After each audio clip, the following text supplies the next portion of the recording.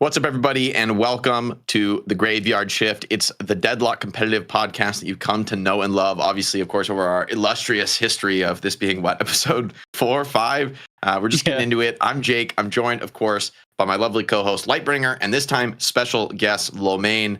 First, Lomein, thanks for coming on the show. Congratulations on the recent win on the LAN. We got a lot to talk about there, but just appreciate you coming in.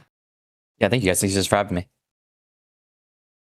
All right, Lightbringer, you want to take us away? Let's get into these topics, man. A lot to talk about this week. We've got a patch. We came off the LAN. I mean, where should we go first? Should we hit up the patch first? Because it kind of sets a tone for, if we have a Lomein here, it's also setting the tone for like how NA went down and the quick meta decisions they had to make as well. We could probably wrap back around on EU afterwards because that was on the previous patch. Yeah, I like that. Let's take a look at the notes. I'm sure a lot of people have been looking at them, but this is always a key subject for us. Anytime there's a new patch note, the theory craft, I think, is a really interesting part of the game. Part of the joy of Deadlock is kind of discovering new ways to play new builds. And speaking of new builds, I mean, they really want this Apollo like melee riposte build to work. Like they're I would not maybe forcing it. I mean, this lifesteal 75% is insane, but I don't know. Is it good enough to actually go for riposte tier 3 with how good the rest of this character's skills are? I mean, I think the notable talent here is the tier 2, because they removed the stun duration from the previous patch and just kind of made it a generic like lifesteal ability, and that 0.4 seconds I think lets him heavy melee now, which is a big deal for balance considerations anyway, for build considerations too. I don't know. Did we see it in NA? Did we see Tanner running tier 2 riposte? I didn't actually check. I think in NA, I want to say Apollo was like banned every game. Yeah, the first game didn't have the balance patch in NA, so when he was on Apollo, I don't think they had it. Oh, did it not? Yeah, I'm pretty sure Grand Finals was the only one with it, or no? Really? I thought it was after EU, because I remember I remember the patch came in, and it was like, if Buff and Jars lose game 2, we're gonna do patch on game 3. Like, oh shit, this is gonna get weird. that would have been sus, but it's like we literally can't do anything else, you know. So maybe it was for NA, but I think it was. I don't think we saw any kind of new builds, at least for Apollo. Like, I think it was just straightforward Spirit Nuker, earlier boundless than just about any other character, and playing for flawless advance. I don't know that. I'm guessing in that kind of build, riposte is just like maybe just unleveled completely until the end game. Yeah, it could be. I do think that tier 2 is pretty notable, but overall, I don't think these are changing too much. Also, a Tani Losan change is kind of vague, I guess. Like, is that when you get Abrams truly charged? Didn't understand what it meant in a way. So the only thing it's affected by is that you aren't able to be moved. Like, when you're Itani Losand, you are stationary the entire time unless you are stunned. Like, if Abrams pins you, he won't drag you with him, but if he like pins against the wall and stuns, he'll cancel your thing. So the only abilities that cancel Apollo is like hard stuns, like IV and Abrams pin. We tested it yesterday. Like silver kick used to disable it, but now it doesn't work anymore, and like you aren't able to be moved. I see. So you just can't be pushed around. You can't be like viscous punched or something out of it. You have to actually be stunned, which just cancels the ability altogether. I think the only movement ability that took Apollo out of ult was silver kick anyway. I think it was silver kick and then like one other ability, but honestly, it's pretty big because you don't get moved like you're Tani Losan. So you just like stand still. If you cast, unless you get stunned. Okay.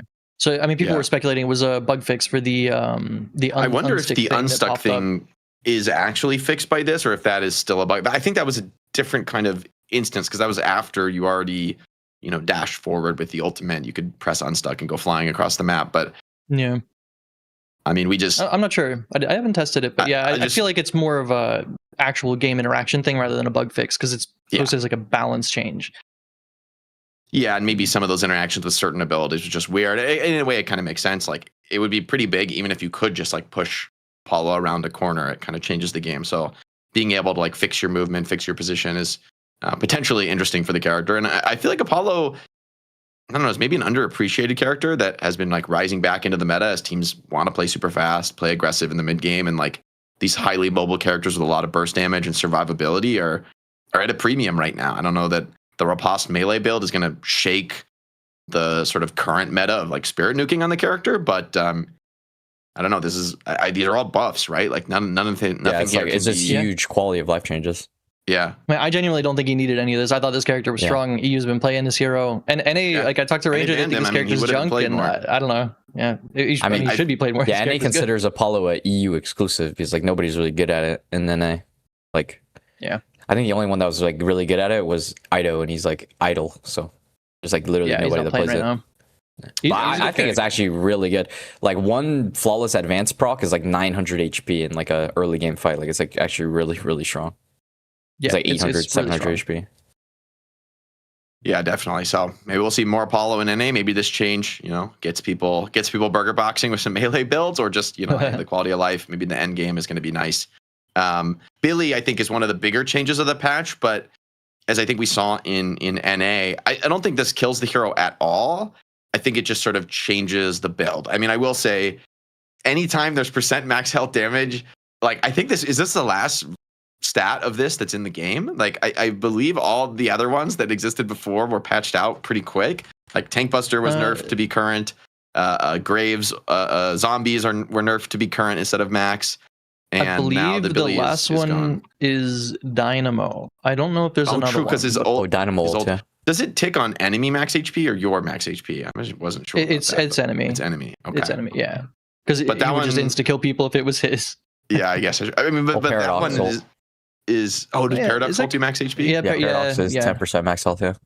Okay. And it's amped.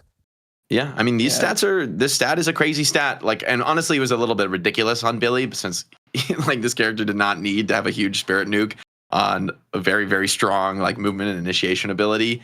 But we saw Lomein, you were playing this character at Night Shift, and you basically just max his ability last and still use the rest of the kit to great effect, playing a little bit more for I think his spirit build just shifted away from like gun like green centric into like just purple, because like if you max the blasted, it's like crazy HP gain. Like I didn't realize Billy's like spirit scalings are like so high, but like if you just like scale into spirit, spirit is tanky on Billy. Like the blasted max health gain, I don't think it can be anti-healed either.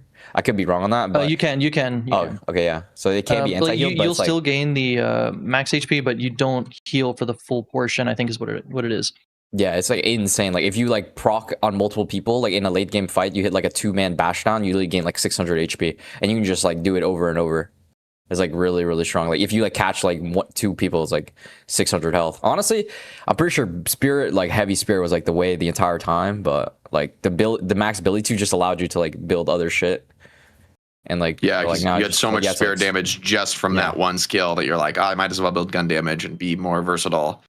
Some spirit scaling nerf from the chain gang. I don't know how much that matters. It's like the damage is pretty marginal on chain gang, right? In the end, if you catch a bunch of people and pull them all into one spot, like you've done enough. The damage isn't that important, but so to me, I think Billy may still just be S tier. I mean, the regen, I guess it hurts and lame. It's so marginal, half a point of regen, so it's just.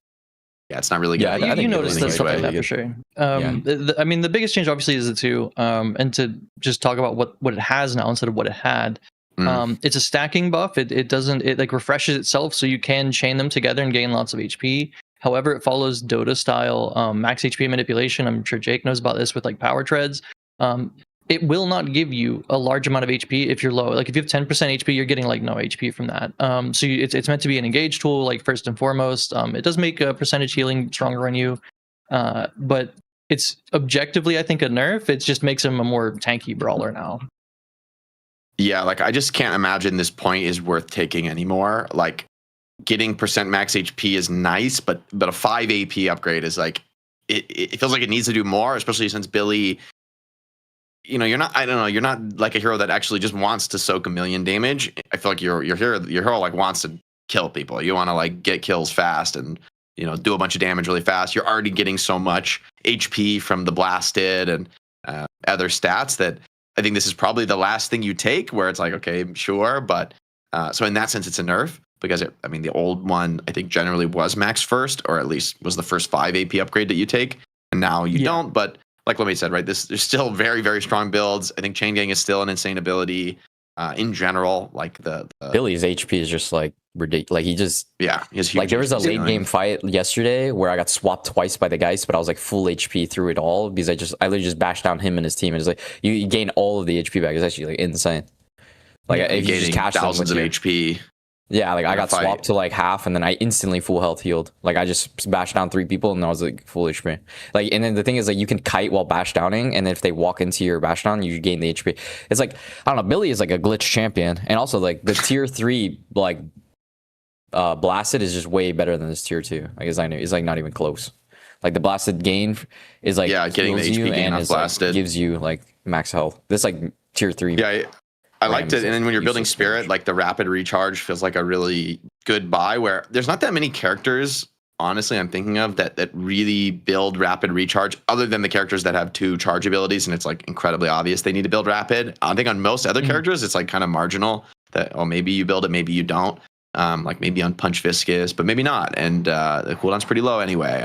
And maybe on Graves, maybe not. But it feels like, yeah, like being able to just spam the bash down over and over and over again in the fight, and as much as it heals you with all the scaling and the Spirit Snatch like a on curse it. as well. It's one of the most annoying CCs in the game by far. Like, yeah, it's definitely Yeah, it's a possible buy. I don't know if I'd recommend it, but you could in theory buy it.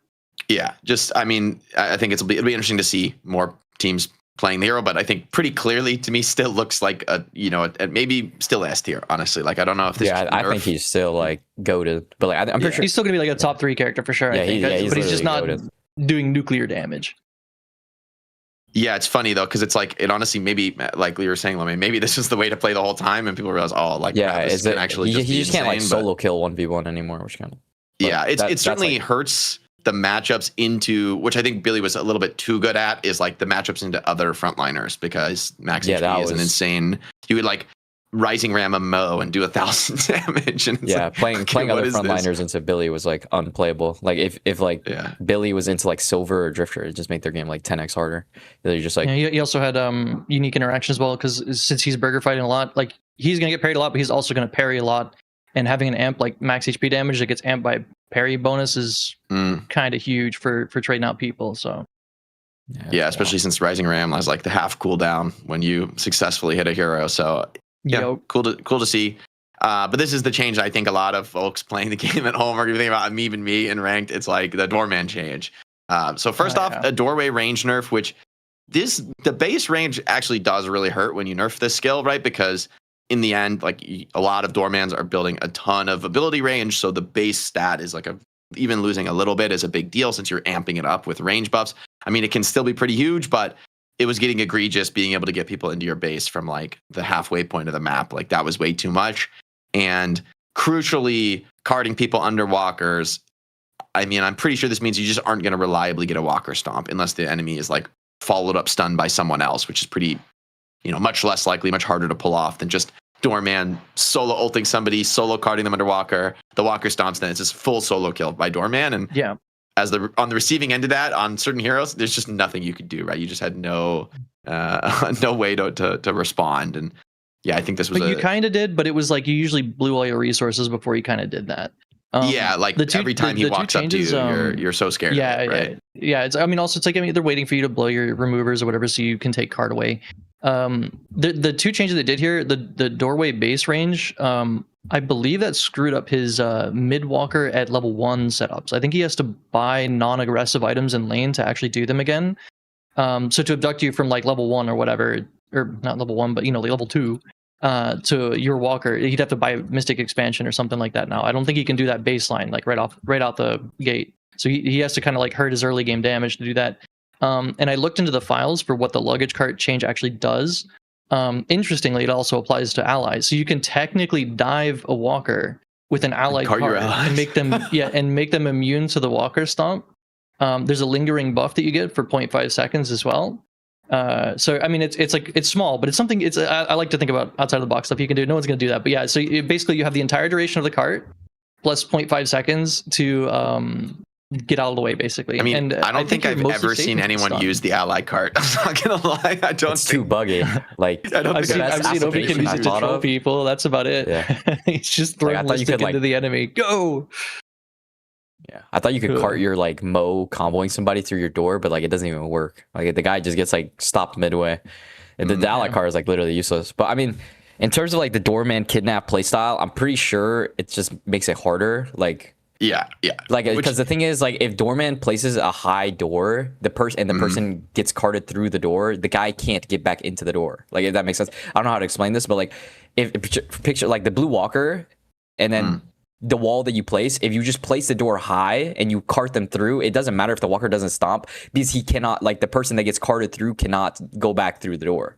Like, yeah, at least I now don't know how though to you have a chance to like just run away normally. Yeah, you know have what a I mean? chance Like to even run, though you're but- in deep, the doorman does not have good tools to like run you down really after he blows the whole if he kidnap has his setup ults, on you. but- Like assuming, I mean, I think like what I was seeing a lot in YouTube videos and pubs is like basically they just set it up with the ulti, right? So they're like, if they're like, at least if he has to catch you without ulting, right, that already makes it so much harder. Where before it was like, I mean, in competitive play, high rank play, maybe people are good enough, like, oh, they help their teammates, they make sure the doorman doesn't just get a free setup for this, and they try to attack him or punish him for something. But the problem is that's inherently like a little bit more of a high skill thing that you have to help your teammates. Like you as the individual getting kidnapped by doorman, in certain situations, there's very little that you could do. And at least now you're probably not getting walker stomped. Your ability to play your way out from there is going to be like your movement, your skill. But I feel like the walker stomp was what made the playstyle so obnoxious. Was like, okay, I have no intention of going to the enemy walker, and yeah, exactly. Way more angles, way more options. So I think this is a good change. I think that's fair to say. Doorman nerf. I mean, he's been hit every single patch now, and it's like crazy. I think he's still like. He's still broken. Top 3. He's still broken. I don't think he's like. I mean, he's hit every single patch. Like literally, I looked at the Doorman changelog. It's literally like, it's really big. It's probably the biggest like hero so far. Like recently, like there's no hero that's like touched as much as Doorman in terms of balance. Might be McGinnis, but if I had to take a guess, it might be McGinnis. Yeah, it's true. I mean, these are characters. Had huge lines too, huh? Yeah. The McGinnis is another really interesting one. We'll talk about that in a bit. We'll also talk about more about Doorman, I think, in a competitive context, maybe when we get to discussing the most recent night shift yesterday. But let's just keep moving on here. Talk Drifter. I think these Drifter nerfs are enormous. Like Spirit scaling 0.3 nerf on Rend is really big. When it feels like the meta build right now on Drifter was like maybe you get the gun spike, but other than that, you're playing to Spirit nuke with Rend. Like pretty much the entire game, and scale into things like Spirit Burn and a bunch of ganking items, a bunch of tanky items.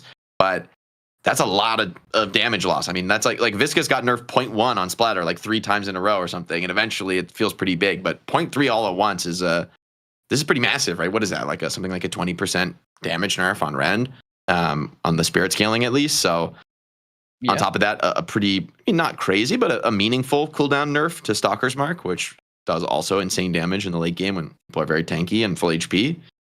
I'm kind of surprised with how big this nerf is. I was thinking like Drifter's good, but Drifter used to be terrible. So I'm a little worried about this nerf. Maybe it just kills the hero. I don't know. I think about this character and what people are picking it for. I don't know how NA approaches it, but I know EU really super values the I think it was called Blood Scent, the basically wall hacks for him. And the 2, the Rend is like nice for his individual agency in the game, but it's not the end all be all. And I believe that most people were maxing the 2, mostly for the percentage health damage. They could just throw it on a Billy or a Bebop or whatever, and just like basically say he's out of the fight because it's going to take away like 50% of his health. And they did hit Stalker's Mark, but at the end of the day, he still has literal wall hacks, so he's still a good answer to like setting up ganks and setting up plays. He's just like got a little bit less individual agency in the game. I don't really know how NA approaches this character. They might just try to stat stick people or something, but that's what I see out of EU the most. Yeah, but I mean, even your setup, like I think it matters that that you're when you do that setup, when you're setting up the kill, you also want to get in and throw a Rend in, and like you're not necessarily going to solo kill, right? You're like going to have teammates, but your ability to proc, things like Spare Burn in the late game, Tank Buster, you probably still get there, I guess, if you're marking into Rend, but. For me, these are meaningful nerfs to a character that wants to do ganks. Like the ability, your damage you contribute matters. Yeah, 4 seconds in Stalker's Mark is a big deal too. It's definitely a huge nerf there. Yeah. Holiday is a pretty interesting change because this one is a little bit. I mean, this type of change I think is a little bit hard to evaluate, right? From a theoretical standpoint, because from an at a glance one, even it's kind of hard to tell exactly its impact. Right, because essentially the powder kick damage is the same in the training range, but it takes some time it takes overtime damage to put the full damage in for the burn effect. So like building duration would in theory increase your DPS, but vice versa, the enemy having debuff resistance would reduce it. Also, they could, there's more options, a lot of options in the game to like block damage entirely for certain heroes or like E-shift, things like that. In which case, I guess you just dodge like the damage over time. So I think in the end, I think this is a nerf because there's just more counterplay to Holiday, even though, maybe with the max out build like this, it's a lot of damage. I don't know how much that matters. I feel like it's more significant that you have options to deal with Holiday. I mean, it makes her as a disabler stronger. Like your lasso is going to last a little bit longer if you're buying duration to maximize powder keg damage. But the reason a lot of people are picking this character is for early game dominance. And I believe her base barrel damage was 80. That's now 40, which notably is not over the Mystic Burst threshold. So this character's laning phase is pretty much gutted in compared to how people were playing it, which is a really, really big deal for what people were drafting it for. She's still a strong character, but that solo carry early game kind of potential is sort of gone now. And I feel like that's going to really impact her pick rate.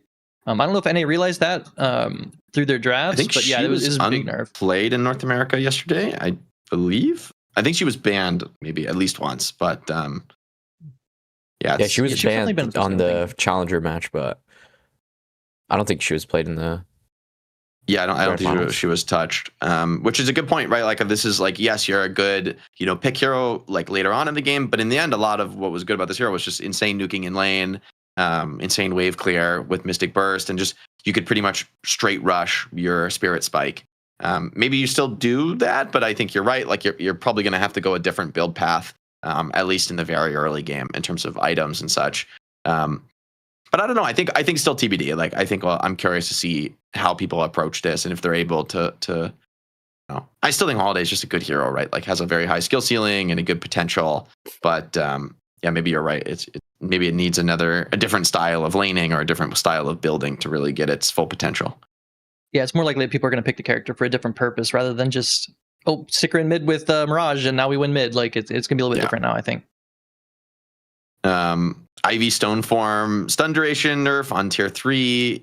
I mean, I think Ivy looks really strong right now. This is a pretty small nerf, I'd say, but meaningful, especially if you're going to do an Echo Shard build. I don't think people are really doing that so much anymore, but nonetheless, just a little bit less stun time. I don't think this is kind of a nothing change though in my mind. If you get let's see, 1.75 to 1.5 seconds is the nerf. So it's a nerf. But it's still you're stunned for so long.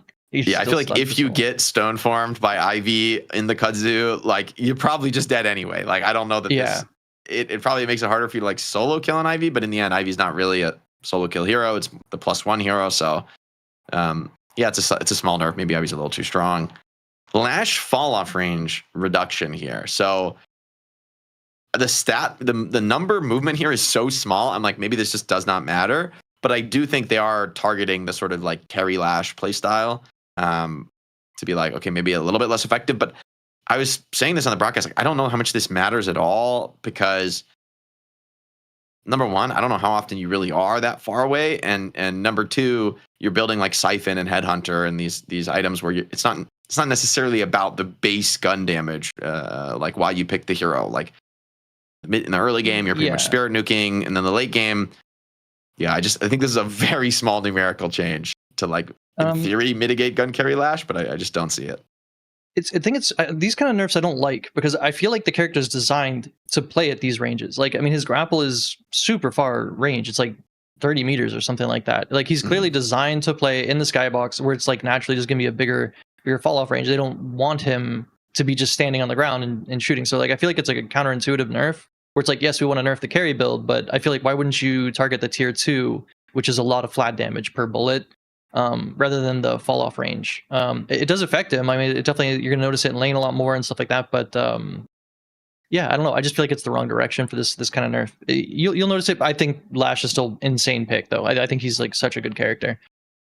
Yeah, I think both NA and EU were on the same page. This character was going first pick. Lash is really unique right now. When everything else gets nerfed, Lash always ends up getting pushed into the meta.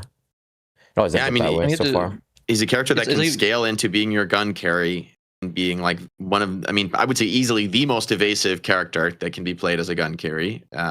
like Yeah. not even close, right? With his like ability to just not die and have a high net worth. And then you also have a very, very good team fight ult. Like having a very good team fight ult is an extremely valuable thing to have on your gun carry, right? Especially when it actually kind of works with the kit, since you're carrying from up in the sky, and like you're very hard to catch in the conventional ways people try to catch and punish gun carries, right? Which is like, Yep. you know, some sort of pick hero catches you out, and then there's follow up stuns. It's like catching Lash in at all is so incredibly difficult compared to any other carry that I think that's puts him at such a premium. Yeah, I mean that's the main thing is like if you if your carry is not dying, you are winning basically. And I mean that's how I see like when I talk about Wraith, people are like trying to buy like 500 damage items. I'm like, look, man, Wraith does a lot of damage already. You just need to not die. And it's like Lash does that implicitly with his 2, which is I don't know. I think he's just still just going to be a meta pick. Yeah, I agree. I think this doesn't move the needle enough. McGinnis changes. I think the biggest change in this entire list is the spirit resist per boon.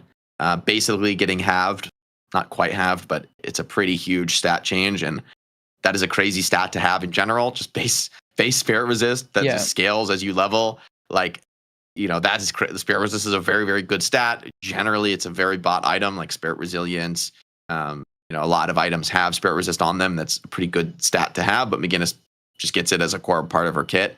On top of that, I mean, they kind of nerfed everything about the kit, right? I guess the exception is like, I don't know, maybe if you're pre-set up in the mid boss or something with the turrets, they have more HP, but I just don't think that matters at all, right? Like, I mean, the big changes, like, I mean, people like are overvaluing how important the 40 spirit resist was in lane. It's actually a buff for lane. This change, the more healing in lane is big, it's you're actually just straight up buffed in lane, but what it does is create AP pressure for the character because a lot of people want to go max wall, some people want to go max 2, so now you actually have to think about where the AP is going rather than just kind of like, well, I don't need percent regeneration, so I'll just get the spirit resist to make everyone immortal.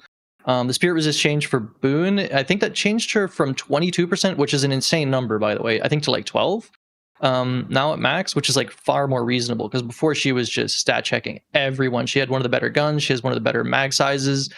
They made her bucket 2 in that recent patch, the March one.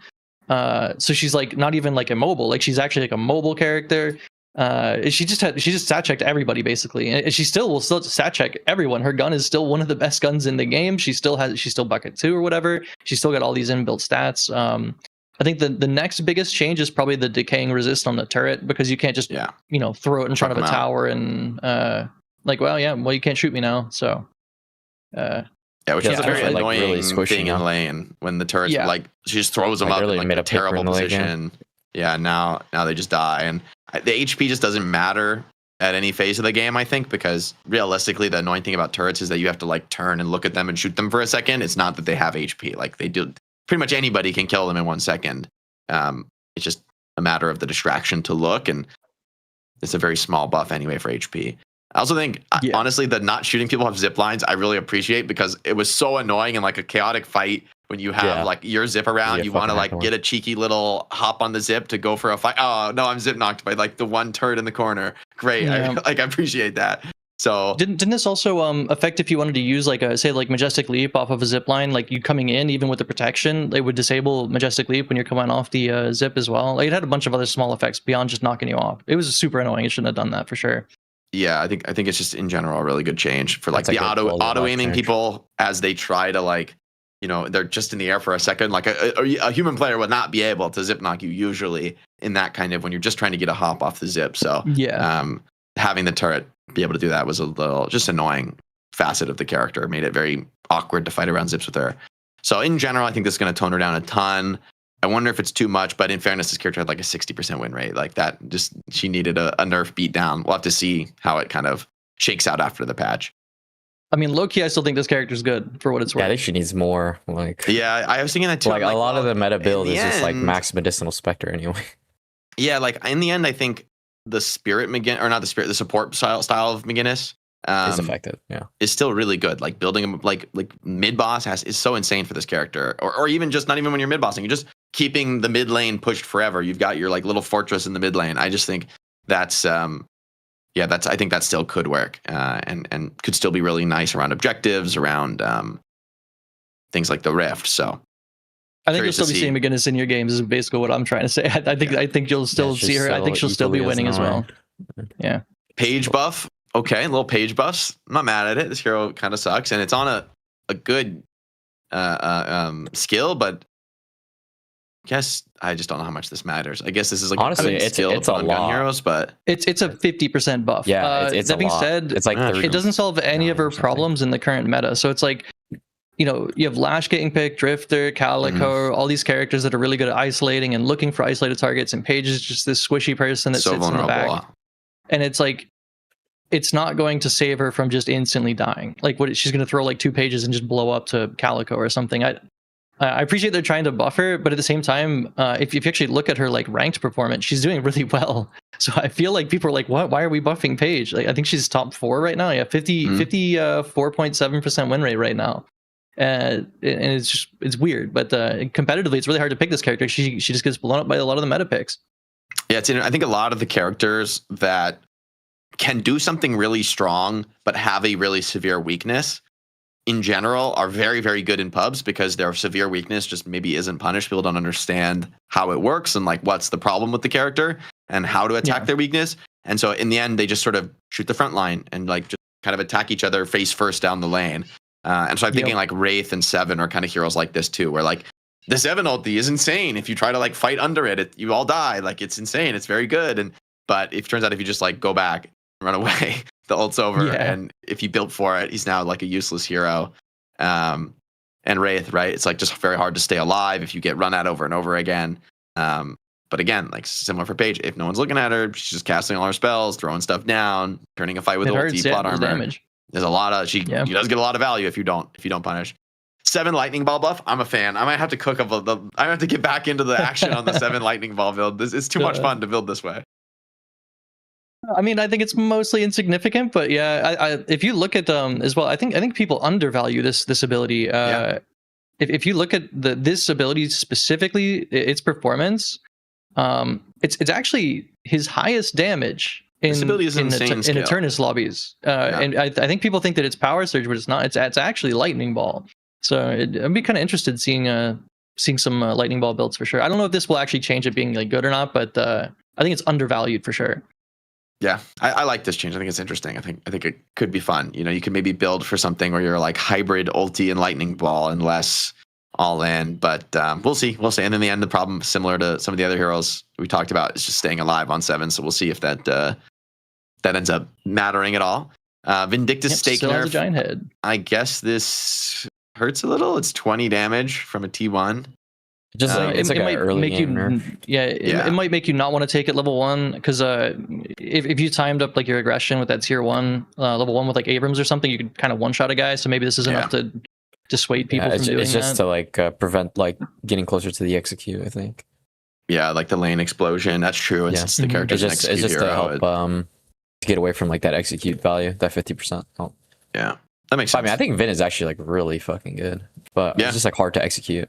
Champion's like a lot of damage, and like if you read her like Crow and her stake, it's actually really strong. Like, like all that. If you hit everything and you're like alive and shooting, Vin is insane, right?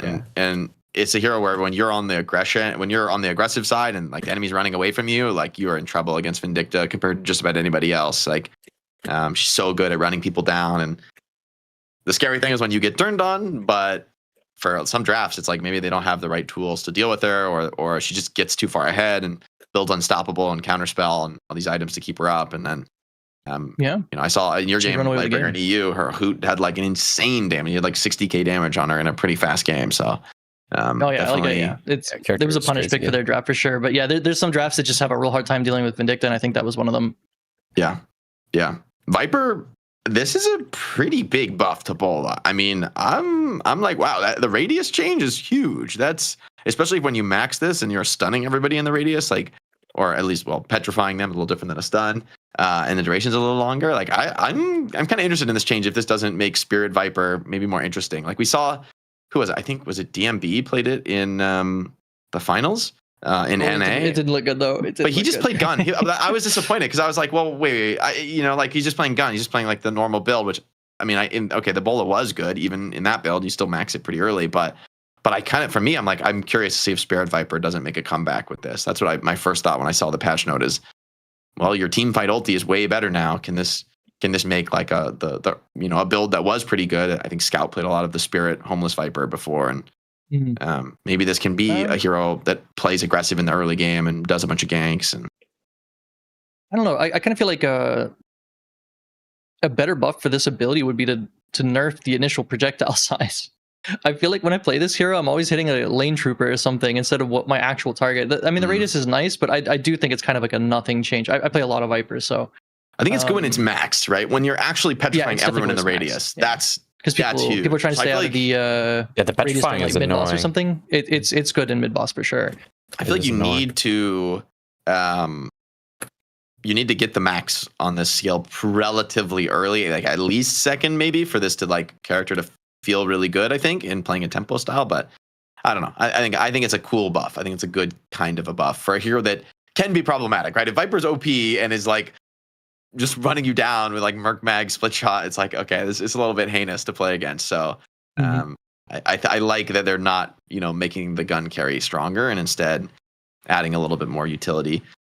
Card trick. I mean, nerfs on Wraith, pretty small ones, I was saying. But Librarian, you were saying in the chat earlier that there's actually a stealth bug fix that makes Wraith, in fact, better from this. Yeah, so I got a DM from someone, and I just posted a bug report on it because it's like, okay, well, 1/4 of her kit is just not working. So they fixed club, and I don't know if you guys have been hit by a 50% slow, but if you get telekinesis and then hit with a tier 3 club, you're just turning into a statue. You're actually just not moving at all. You literally can't go anywhere. It is pretty significant stealth buff. I think it's weird they didn't put it in the patch notes because it's very significant for how I feel like how our interactions are. Even in lane, getting hit by the club card is kind of annoying now. But yeah, I don't know if these. And I assume that also affects Joker, right? Where it should affect Joker. If the Joker slow wasn't working, it's like that's pretty huge, right? It's because card you generally are maxing card first. I think that's the meta build. It's just such a good skill. You stack a bunch of cards, pop somebody from full with your ulti, and go back to the jungle. So she's actually dumping all of her cards on you. She has a lot of jokers. Like you almost need like a warp stone or something to get away. Because I mean, or like slow resist. I don't know if it's a dash slow on it, but it is like a move slow at the very least. It's a big number. So I don't know. I'm kind of surprised I haven't seen any complaining about it. But it's a really big difference. Yeah, I'm curious. I'm curious to see if the bug fix. It seems to me like if that is fixed, it's probably a bigger deal. I guess losing a meaningful amount of spirit scaling from full auto is pretty significant for this character's late game damage, but in the end for Wraith, like her damage is so insane, she has a lot of room to like lose some of that and still be an effective character. It should. The consistent DPS is too good. Yeah. Like pretty much no one in the game can stand there and like tank a Wraith. It's just not realistic. Even with these nerfs, if the Wraith is farmed, like you need to get away from that hero or kill her fast so she doesn't just free cast on you with Rico. Yep. All right, that's the patch notes. I'm curious to see. I mean, it is a minor patch. I agree. There's like not that many changes altogether, but I actually think it's a really good patch. Nothing earth shattering. Yeah, I mean, it definitely affected it definitely affected the competitive scene. I think the most, and I think people in pubs will appreciate the Doorman change because Doorman wasn't really played like that in comp. There were moments where you'd get abducted, but it wasn't like the primary, build for him. Let's see, what do we have here? My number one goal with Doorman, I hope they fix the bugs with getting stuck in the walls. It's happened to me too many times, man. It's so tilting getting trapped inside of a wall and like it's just like I feel like there's some way to replicate it, but there is definitely a way to replicate it. I watched a European scrim and then one of the players literally bugged somebody through the door every single fight. Like if you watch his perspective, he did it intentionally. Yeah. Yeah, because he literally, it was like 100% success rate. Yeah, okay, I'd have to look at like being in the game. I don't know if people found a way. If people were doing that consistently, like we might have to like ban the hero or something because it's so game breaking, right? If you could consistently trap someone in the wall, it's effectively stunning somebody for like 20 seconds. I mean, that's like illegal. Like you can't do that. The one by the mid walker that puts you in the stairs as well, and like you're just standing. Whenever you unstick, it'll stun you in front of the walker. So you also. You're dying the same way you would if you got abducted, but you're dying like way slower. It's so much worse than just getting abducted. Yeah, I mean, any ability to your, puts the enemy on a wall is like okay, obviously. This is not if the counter is using the unstick tool, there's a serious problem in the game. Like that cannot be normal. So I hope. I mean, it's the nature of a character like Doorman to be buggy, but that for me is like, yeah, it's sort of problematic how much the bugs are kind of like part of the kit or something people are looking to abuse. I feel like should be kind of a 5-alarm fire for the devs as far as a character getting some tweaks and changes. Yup.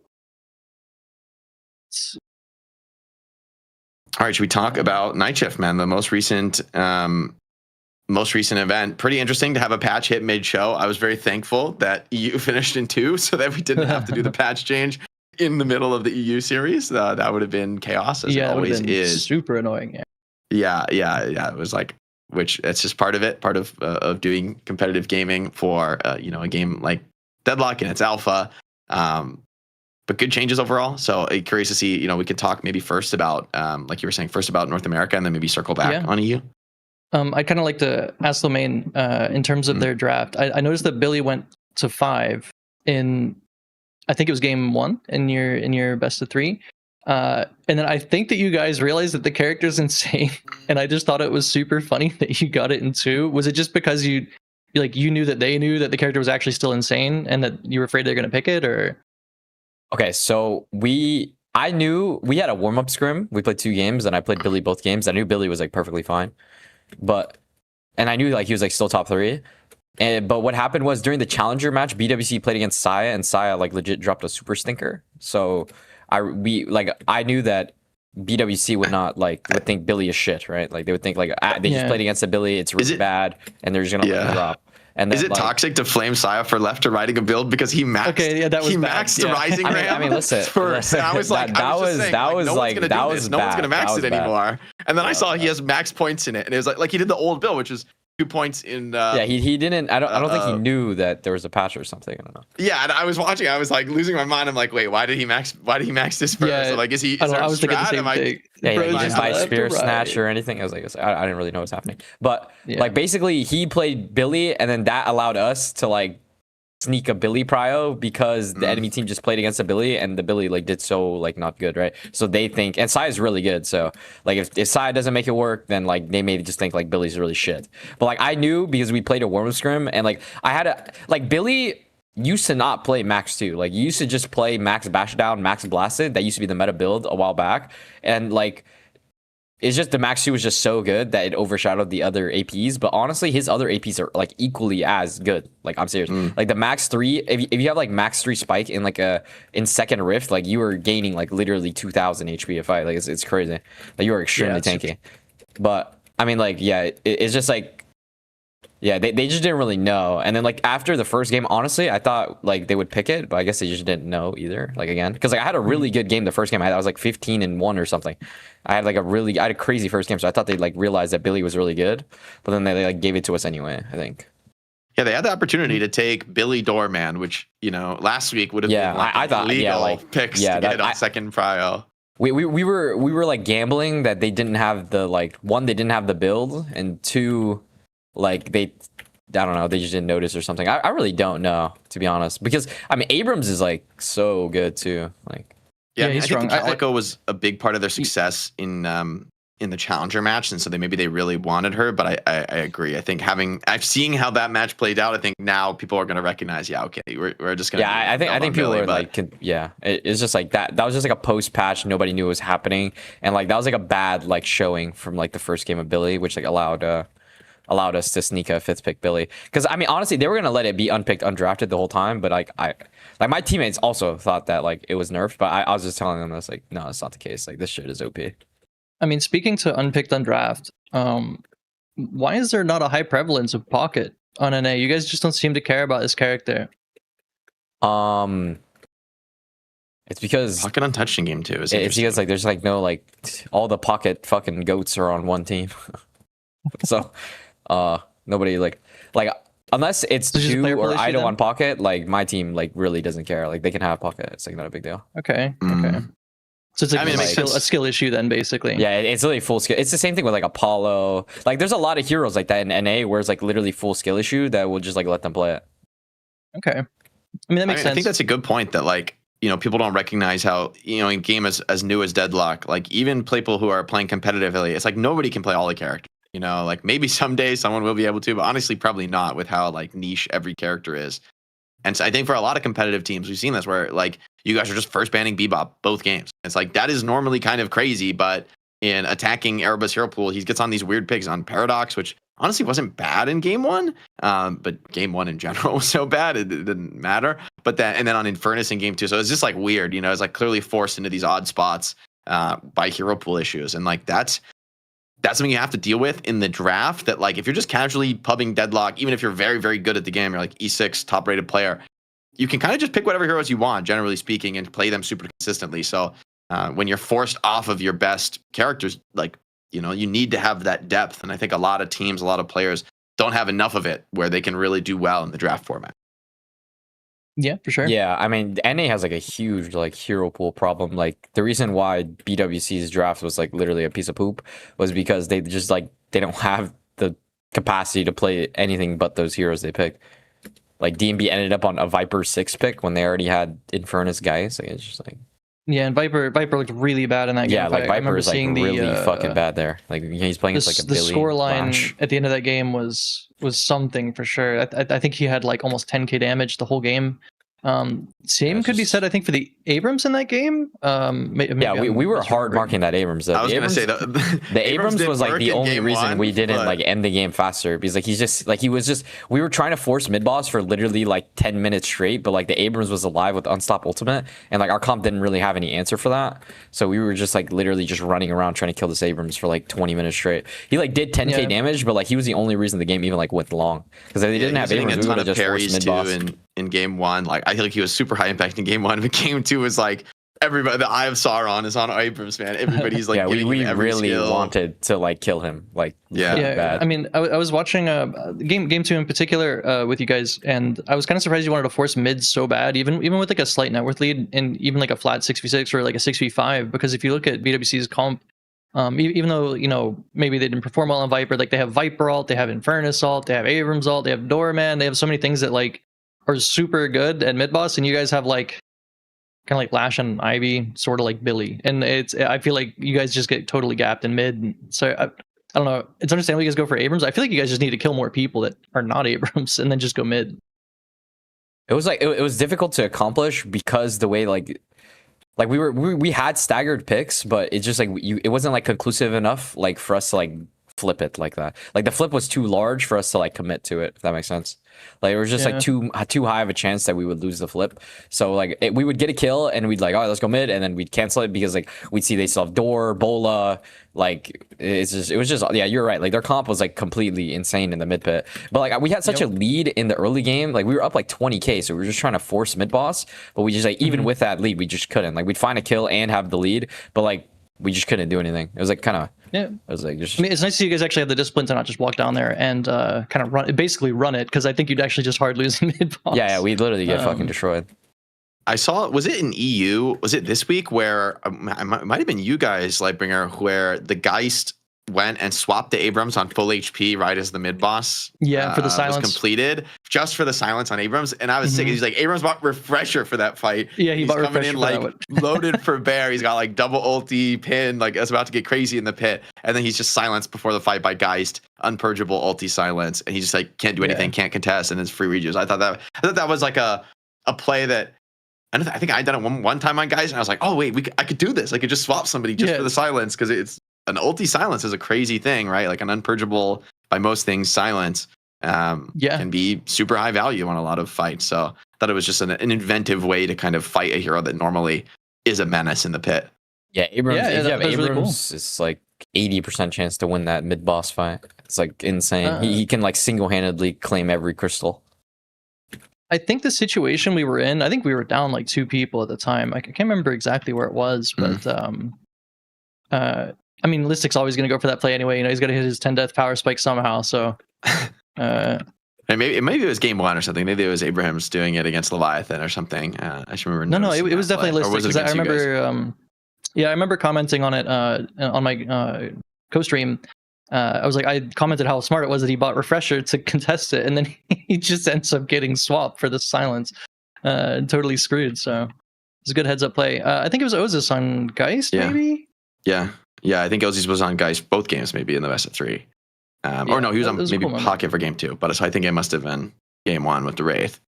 Yeah.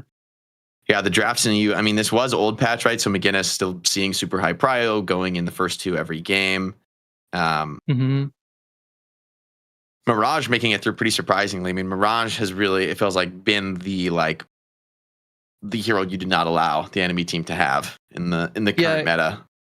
So I think in regards to Mirage, I think other teams are just approaching this character wrong. Like they're playing him like he's a carry. They're playing him like he's solely like a side laner. He's going to carry the game. Like he has bad stats, bad damage gain. They don't buy Spirit on him. Like that's his primary source of damage. And so they approach him like a debuff bot. And I sit there and wonder, like, why would you want a debuff bot to be your carry? It doesn't make sense. Like, he performs a different job. I don't want to go too much into detail about like how we're approaching it as a team, but I don't agree with how pretty much everyone else is playing this character. And I think you can notice that as well when we give Mirage over. It's not fun in lane and stuff like that, but we usually do win against this character. And I feel like the Mirage ends up looking like he's just not even in the game. I have felt like Mirage looks way better as a secondary or even tertiary carry, where like you want to get a lot of farm and you like want to get towards a late game. Where like ultra late game, I do think you are a very scary carry when you're like super maxed out. But in a way, it's like how strong you are at 50k souls almost doesn't matter. Like if you're just far behind at that point, you lose. It doesn't matter. So, but like in the mid game, the double tornado, like. Your ability to just be in and out and be evasive and elusive. You're more of a high tempo like ganker hero than you are at really a farming carry, especially because you are one of the worst like junglers in the game. Honestly, yeah, he's so bad. Like, he does everything a carry does bad. Like I don't know, I'd want to draft him in that role. It just seems so weird. Yeah, speaking to the other drafts, I'm not going to talk too much on the challenger match because I feel like Leviathan kind of doesn't put their best foot forward with the sub and stuff like that. I kind of feel like they just kind of show up to lose, sort of low key, no flame, but they don't have their 6 guy every week, so kind of feel like they just kind of show up. I mean, they can win some games, but it just hasn't looked good the last few. In the best of 3 match, I think it was it Jason commenting on the drafts? I think that he thought we were targeting Ozes. And I mean, I can say confidently we weren't targeting Ozes in our draft at all. Especially the top 3 had nothing to do with it. I mentioned on my stream before, not here, that McGinnis is really strong. And like her biggest counter is displacement. So if you look at the first game in the best of 3, we first ban Lash. And then we give them really good characters in return, but then we get McGinnis, right? And all of a sudden, like, where's their displacement? It's just Doorman Billy kind of, and all McGinnis has to do is kind of stand somewhere smart rather than Lash just flying in and throwing her away from where she wants to be. And then the same kind of goes for the second draft, where in our first pick we didn't ban Lash because we're first, and we take Lash and we give them again insane characters, like objectively insane characters, because we already have an answer, like a soft answer to McGinnis. And you're following up with the Abrams and then the holidays soon after. So you're getting a ton of these like displacement heroes, right? Yeah. Like, so you want to have these characters that can just shove her out of her like zone and isolate her. I do think it's kind of funny that what we ended up doing did sort of isolate Ozys as a player, and there's like definitely a coincidental thing there, but it wasn't part of our draft plan at all. Yeah, I'm getting the most of the McGinnis.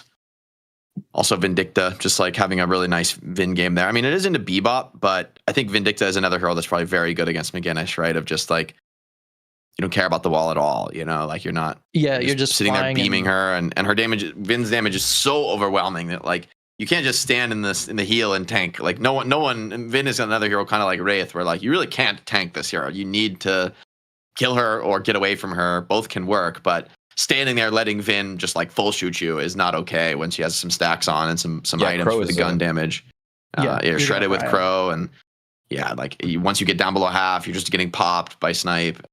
Like those sort of moments are super scary. But Vin only game played once. I mean, clearly he's still like a role hero that like needs to have the right kind of game. Not too many aggressive divers running you down. Yeah, I mean, if you look at their comp, they're mostly grounded. I mean, the only person that can really do much of anything is Pocket. And I don't think Pocket really wants to go into Vindicta all that much, so I feel like Vindicta kind of had a free game. It was just a solid pick that game. Yeah, it's nice to see characters that maybe aren't getting played a ton to still like, hey, there are the games where, you know, the situation comes around where she is going to be super dominant. I'm curious, I guess I'll ask you guys, I mean, this Hero Priority is going to be a weird one because it's like of 2 patches. And so you sort of, you know, it's got to take it with a grain of salt. Yeah, this is weird. But a question I always ask is what of the unpicked heroes do you guys think are sort of like the closest and maybe in your respective regions to being okay, like maybe there is a route for these characters to actually look good and to be played well in the top level? For EU, I'd say Mo, Victor, situationally Graves. I'll leave it at those 3. I think there's a potential for some of the other characters, but they're like pretty niche. Like I think it would require like other non-pick characters to be rising up to want to pick them. I think if like for NA, if not EU picking Vindicta this week, I think we would have tried it really hard. I had like a Vindicta build in mind to try this week to try to push it out and see if I could like make it work. Because honestly, I think Vindicta is like really strong. Like if you're just like playing into the right heroes, she's like easily could be the best hero in the lobby. But like in terms of Vindicta, I think the other one is just Mo. All the other unpicked heroes just like get overshined by like everybody that's getting picked. Like if you would want to pick Celeste, like a late game carry, you could just pick something else that's like better in the early game and like basically equally strong in the late game. There's like the other heroes that go unpicked just like are overshadowed too much.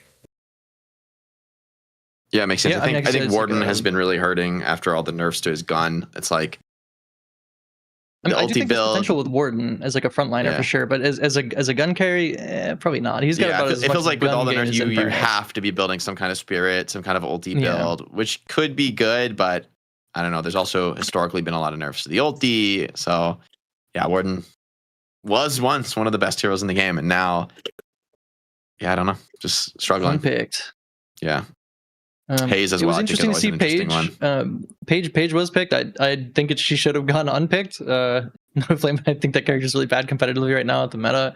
I don't think she looked too fantastic in the game either. What was it? The Challenger match? Where was that? I mean, Paige was good in a meta where everyone was drafting a ton of frontliners. I feel like you really need like a big brawl in front of you on the ground, and then Paige feels fantastic. But like right now, it feels like the way the game is being played, everybody is hypermobile. Everybody is like flying around, playing the roofs and stuff, and that's just you just cannot play the game on Paige into that kind of a fight. You just have to like go back and like walk away. I wonder. I feel like this character could use like I don't know a stam or something like to just be a little bit more effective. And maybe it's the problem is just the skills, like captivating read and what's the dragon called? But whatever, the wave clear. It's like these skills just are useless against high mobility characters, like almost useless. Basically, if you see Lash at the top of this chart, Paige should be at the bottom of it. That's kind of like my general rule of thumb here. Like if a character's really good at diving you don't want to be on Paige, and you actually can't get Lash away from you. It'd be kind of nice if the Page 3 did something like applied heavier gravity to people within the circle, like Limitless in the vertical box or something. I think that would actually help her out a little bit. But again, I don't think a little bit higher in the air. I wouldn't even mind that if it could like kind of reach people, because it's still not easy to hit. Just the radius isn't that big. Like I think it'd be cool if it could hit people up in the air.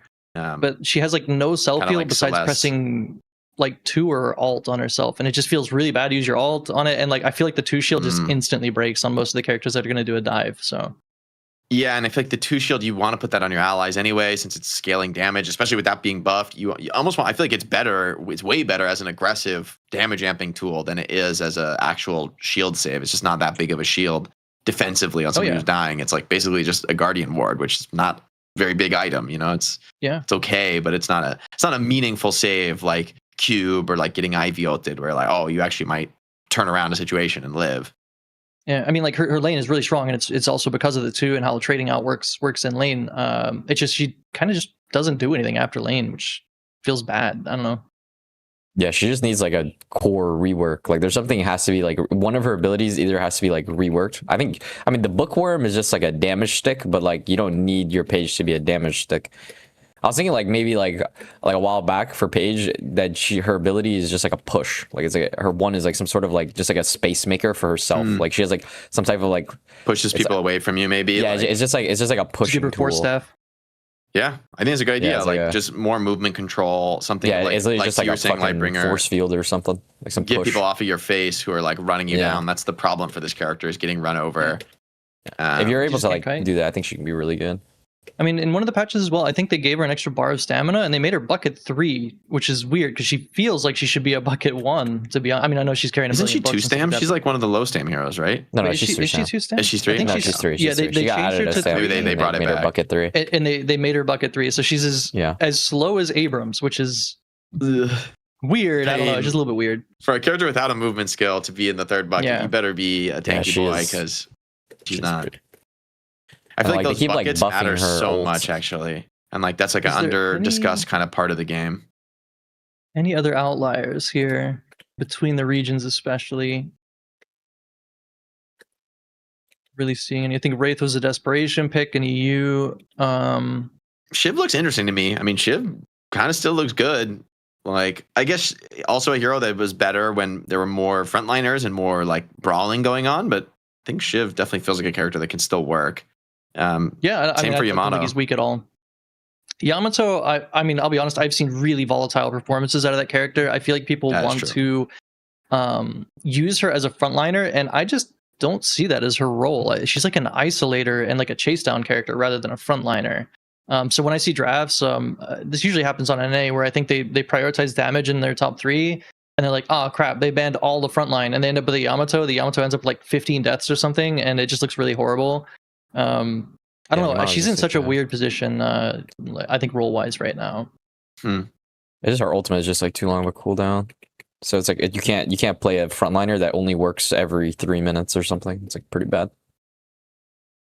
Yeah, it's true. Like with the unstoppable from the ulti is like what makes you a frontliner. I guess your heal from your 3rd skill slash is like good, but yeah, her base HP is like just like so low. Yeah, it just feels like it's average actually, but you need boons. I think the main problem is like you need to give your like it's a frontliner that would require money to frontline. It just feels bad when a character feels like that.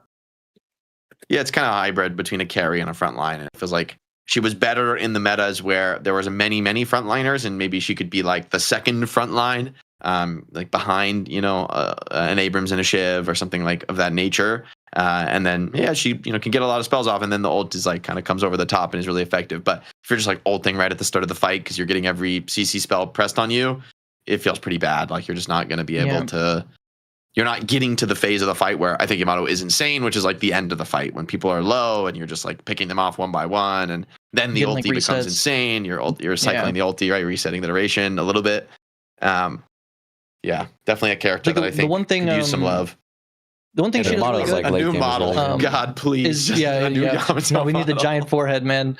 Now, the one thing she does do good, outside of like matchups and how she plays, is she can press 4 in mid pit, and that is always really strong. Like that's never going to be weak.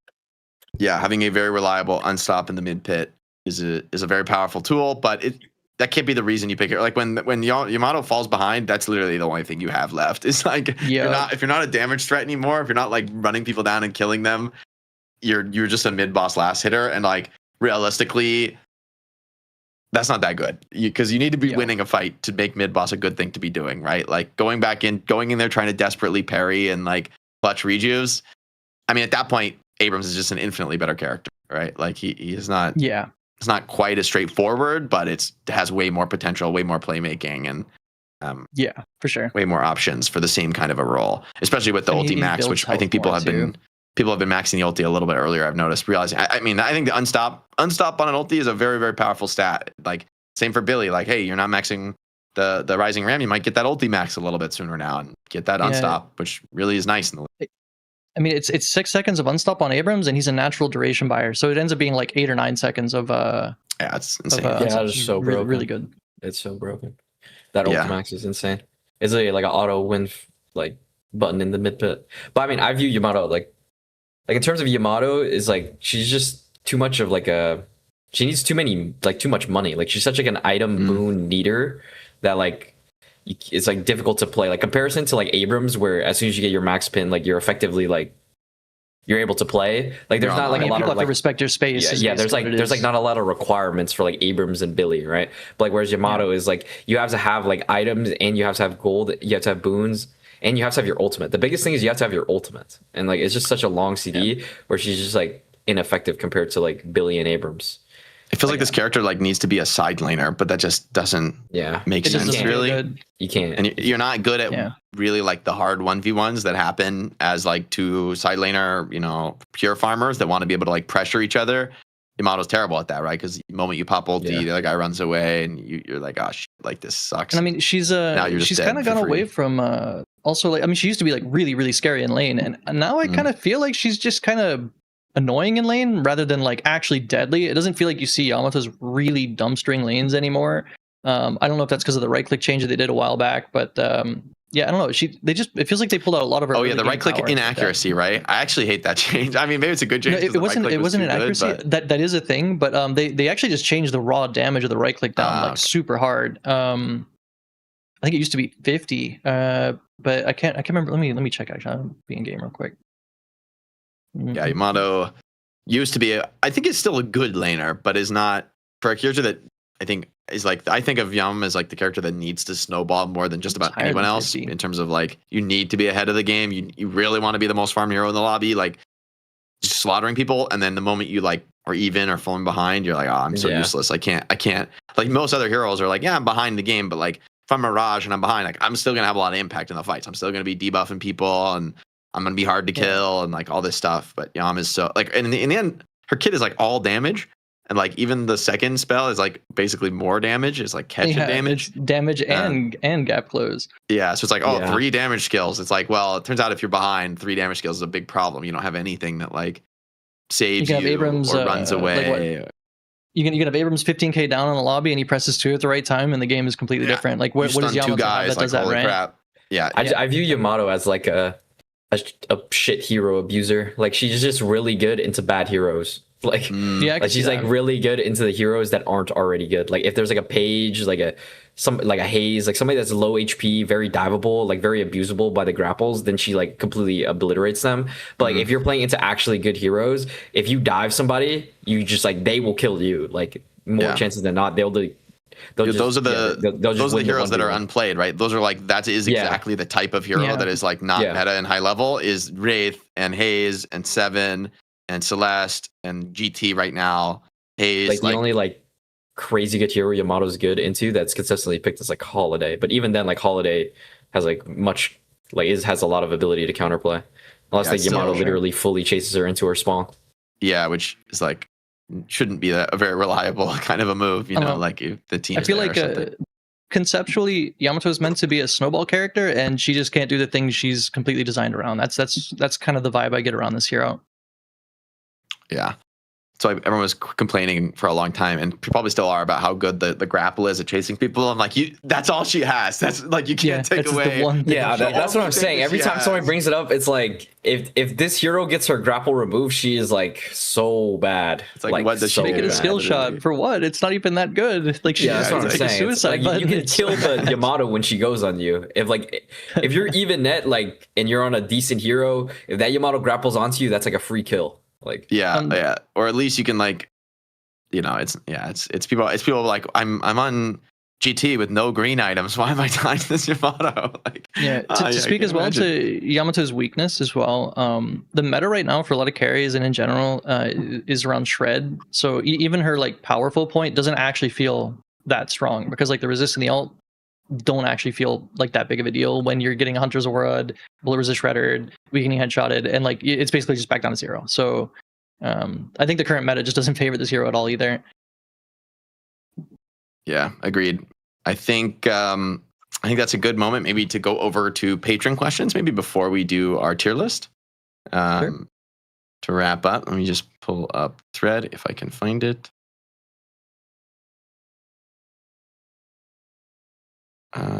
Here it is. Okay. So our first question is from DeBees, who asks, what do you think about our frontline options? I feel like we may need 1 or 2 more beefy frontliners added to the roster. You guys have the same mindset. It's a good question. I mean, frontliners were so. It feels like that was the meta for like 6 months ago. Was you're trying to get like 2 or 3 frontliners, and right now it's like sometimes teams are drafting 0 or like Venator or Geist as your frontliner, which sort of in a weird way. Or you're playing your Drifter, your Apollo, your Calico. They're your frontliner. They're not really blocking off the front line, but they're still going to be the ones going in first, initiating. I do think the game needs a couple more options in that category.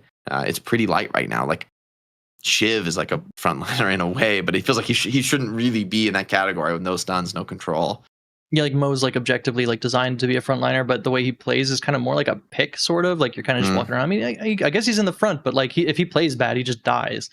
Whereas Abrams can kind of take a hit and just kind of walk away. Same thing with Billy to some extent. In terms of like the game, like what the game needs, it's straight up. It is frontliners and it supports. I think it supports as well. I think the problem is just like most of the frontliners are so good that they got nerfed. Like Shiv got like nerfed to smithereens.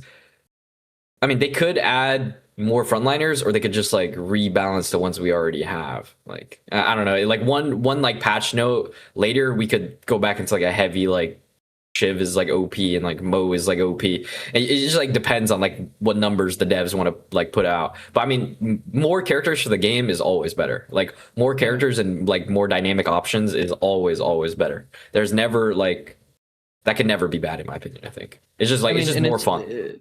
In terms of like the frontliners feeling restricted as well, it's less about the characters numbers themselves, but also very heavily on the item systems, like the item changes, the items that all these characters are buying. So when tanky items are bad, I mean, tanks just feel bad to play, so that you draft less of them.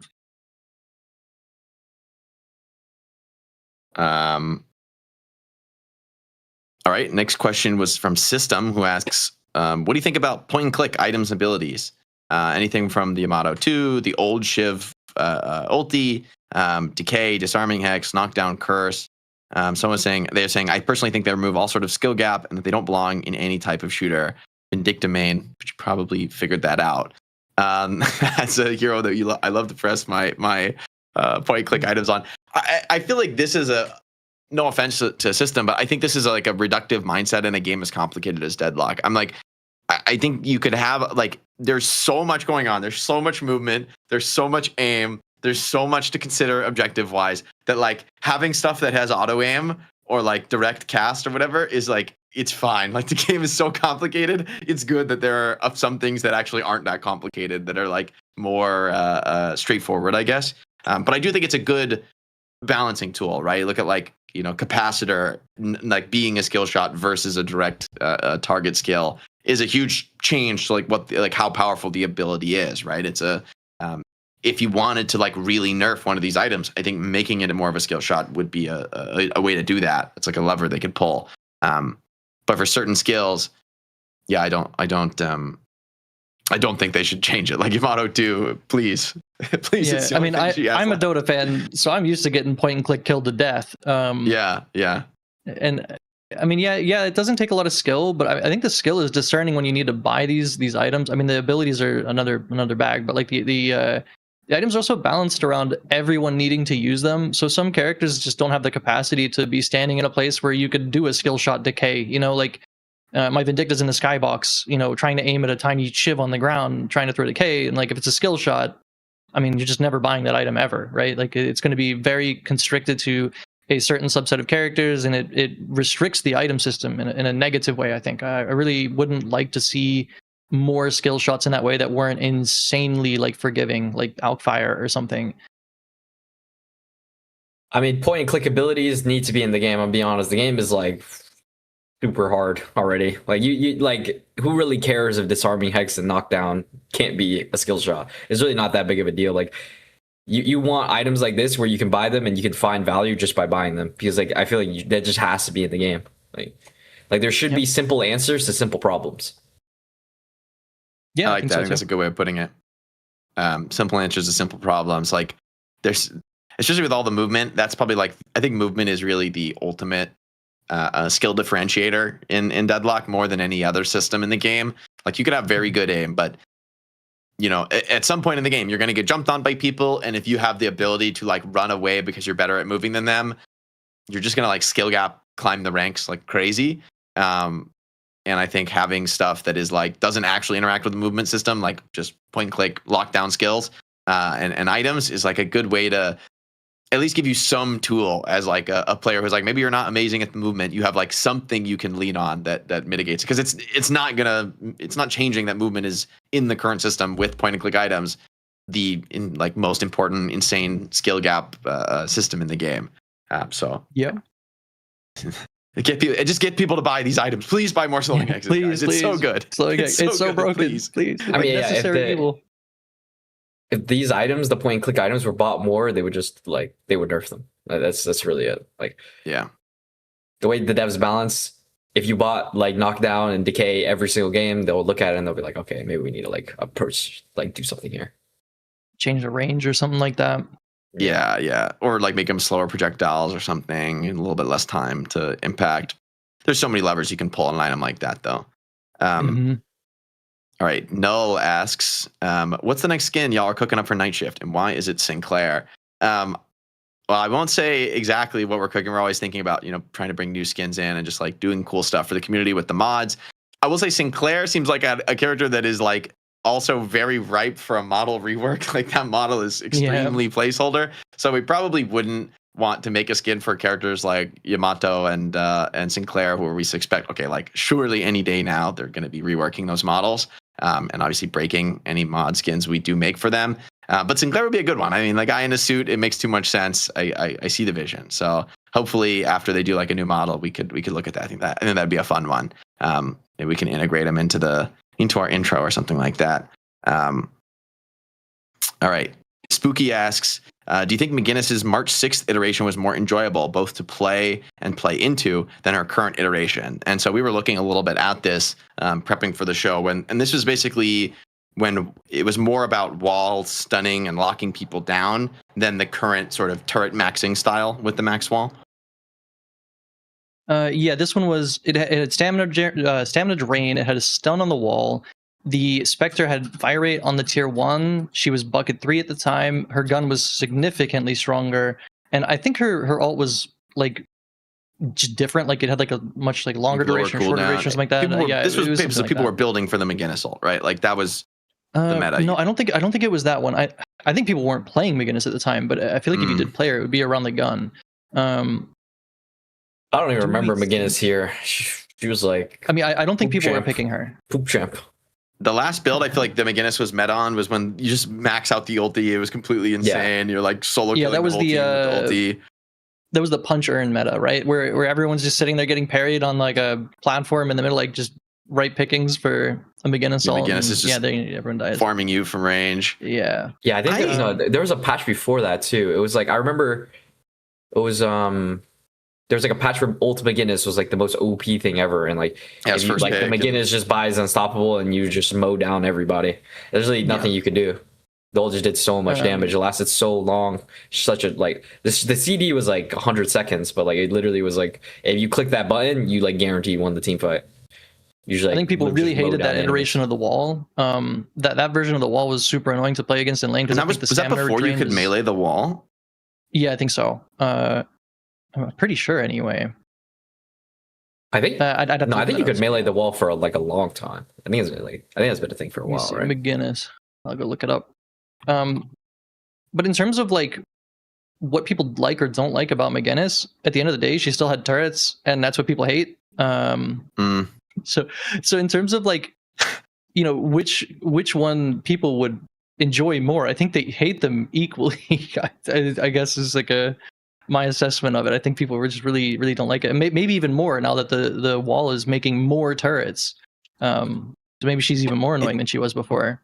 Maybe it's a hot take, but I actually think the way they've gone with McGinnis is like a good direction for her, with like basically being this hero who's like, hey, if I force you to fight in my castle or whatever, I'm a very, very good character. But my weakness is like I can't like take a new area very effectively, or I'm like a little weaker in that regard. I'm weak to mobility and displacement. It's like feels like that's what the turret character kind of should be. Is like, hey, I can kind of, if I set up here and I can force you to come to me, I'm really effective. Like in a way, for me, that's like if you're gonna have a turret hero, that's what the turret hero should do. And like in every game I've ever played, people have hated the turret heroes, but in the end, it's Deadlock. It's a MOBA. It's like it's your skill to be able to recognize, oh crap, she's like taking over the mid boss pit. They're gonna force a mid boss. We need to deal with it before they start the mid boss, like not after the rejuve's dropping and we're walking in and she has every button ready to press on us. But those kinds of the characters that skill check you based on positioning and based on like awareness of their game plan are characters that people perceive, I think, as like really annoying, because like Graves or whatever, like by the time you're trying to desperately get there and there's like 10 million zombies running at you, it's already too late. You already messed up. Like your mistake was earlier. And so, yes, you aren't going to be able to outplay anymore. And people don't like that. I think people prefer the characters that are more like in the moment you're outplaying exactly as the fight is happening. But characters with summons inherently have to kind of think ahead of the curve. Like that's like what makes them effective. Yeah, I just don't think people like getting killed by an AI. Like nobody likes like being shot at by a turret with auto aim, and no one likes being like getting ran at by skulls and zombies. It's just like it just doesn't feel like interactive. I think is the most is like the worst out of like all the heroes with the summons and stuff. It's just like you just don't really have like a like it's not really like you're not playing. One, you're not playing as a real player, and then two, it's just like uninteractive because like it's just like it's like a chore to like kill a zombie. It's like a chore to kill a turret. You're playing like fun. PvE basically against their stuff. Yeah, it's a fair point. I mean, this is like why I think as long as turret characters have existed from like Engineer and TF2 to now, it's like it's sort of the character people love to hate, but also people who like to play it really love to play it. You know, so I think it's good that the characters do exist actually. Like. It's part of it's like there's characters like Doorman. There's got a turret character is way less controversial in my view at least than a character that teleports you across the map. But speaking to the question, I don't actually think that they shifted public perceptions on how the characters approached really or seen. I think it's literally the same character to most people pre and post rework. Yeah, definitely. All right. Let's take a look at the next question. Someone was asking, Ed may ask, how do you guys feel about the current balance between spirit and weapon damage? Do you agree with the team's current philosophy, or do you think it should go in a different direction? That's a good question.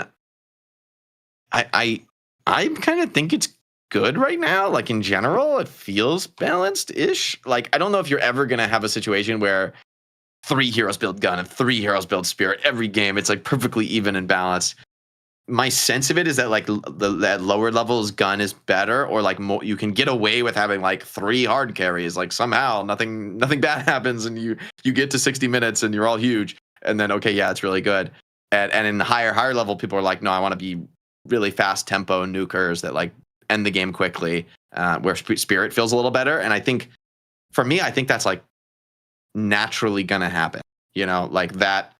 You won't have like similar to how you can't balance a character at super high and super low levels. Not every character, at least, is kind of the same for gun and spirit. And I do feel like it's not like gun is unplayable or anything now. I think spirit is built a little more often than gun. I guess I'll be contrarian here. It's actually the complete opposite. At least statistically, when you look at how these characters perform in all ranks versus Eternus or high ranks. Gun damage is consistently significantly lower for worse players. Like, I mean, objectively, it's the hardest skill in the game, right? Having to aim at people. It's not an easy thing. You have to even lead your shots and stuff.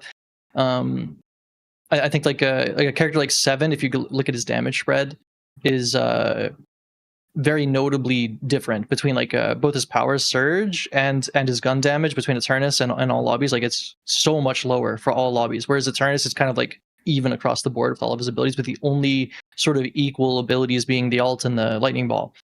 In terms of balance between gun and spirit, I think the game is insanely skewed towards spirit, and it's not even close. I think there are 5 characters that are doing majority gun damage right now, which means that most of your interactions are you just blowing up to spells, and that just feels bad if you want to play carry. Like genuinely, you're just getting a bunch of buttons pressed on you, and it's like, why am I even in an FPS game if they don't have to aim? Kind of, I feel like a lot of people get that vibe in some of the interactions that they're having. And I think some of the items in Spirit are also kind of unhealthy for the game. I really don't like the design of Tank Buster. This item that 6 people can buy, and it just kills you. It actually just kills you. You can't itemize against it either. You actually cannot itemize. It goes through Spellbreaker. It goes through Spirit Resist. You can't buy health against it. Like, these items are fundamentally game warping, and I just don't like that you can 6x them. don't Yeah, I really wonder know. about maybe a Spirit Yes. Burn treatment for Tank Buster or something. Like Maybe. I think the Spirit Burn nerf was actually a good one. Spirit Burn, I think, was another huge offender item that was like is like kind of game ruining. Like as fun as it was, like Spirit Burn 6 people, my incredible damage stat on Viscous, but it's also like it was insane to just like throw a skill across the map and destroy an entire team's healing and nuke all their HP down, and like it was just doing so incredibly much. Where okay, now that you're at least you're not getting double Spirit Burn by 2 people. Like it's a lot. Just So exploding. it kind of limits the explosiveness of the item. It's still, I think, a good item. I think people are still going to buy it, but it's not as like guaranteed core on every single Spirit Nuker now. Yeah. Like you probably I would only like to want see, 1 or 2 max on your team. I mean, they did mention like an item patch at some point. I don't know when that's coming or whatever, but I really hope that they attack how Spirit itemizes, because I feel like every Spirit character that's effective in comp is literally just building like, the basic, you get Mystic Burst, you get Tank Buster, you get Spirit Burn, maybe you get Boundless if you have good ratios or whatever, and like you're just doing infinite Spirit damage. And it just, I don't know, it doesn't feel very inventive. Like you can't really invent on these characters. Like they just do nuclear damage, and there's not really a lot of thought behind what you're buying or why you're buying it. That's why a lot of the utility items are also kind of underbought as well, because you can just kill people directly, and the best CC is killing someone. So Honestly, I think it's just because more people play Spirit than Gun, and then like the Spirit majority is just like way louder in like every aspect than like Gun players. Like in fact, like Gun players are just like clowned upon. Like it's just like it's like the Gun players of Deadlock are the lol cows. Like you just laugh at them, you just make fun of them because like, oh, you play M1. It's like, and so it's just like I mean that's just how the game's just gonna be balanced. I think unless like the majority shifts or something. I think just with how movement is so much better than aim in this game, like in comparison, I think like I know it's a kind of a weird thing to say, right? The movement is better than aim because there's different skills, but in general right now, like no one is good enough at the game to like consistently track the movement that people are doing. Like it's not realistically possible, like people are too good at like crazy wall jump, fly through the sky. Like you need to control people to really deal good gun damage. Whereas with the Spirit nukes, you just need to like get them in one moment, and you get your nuke on them. Okay, my job's done, and like 10 seconds later, I'll try and get you again.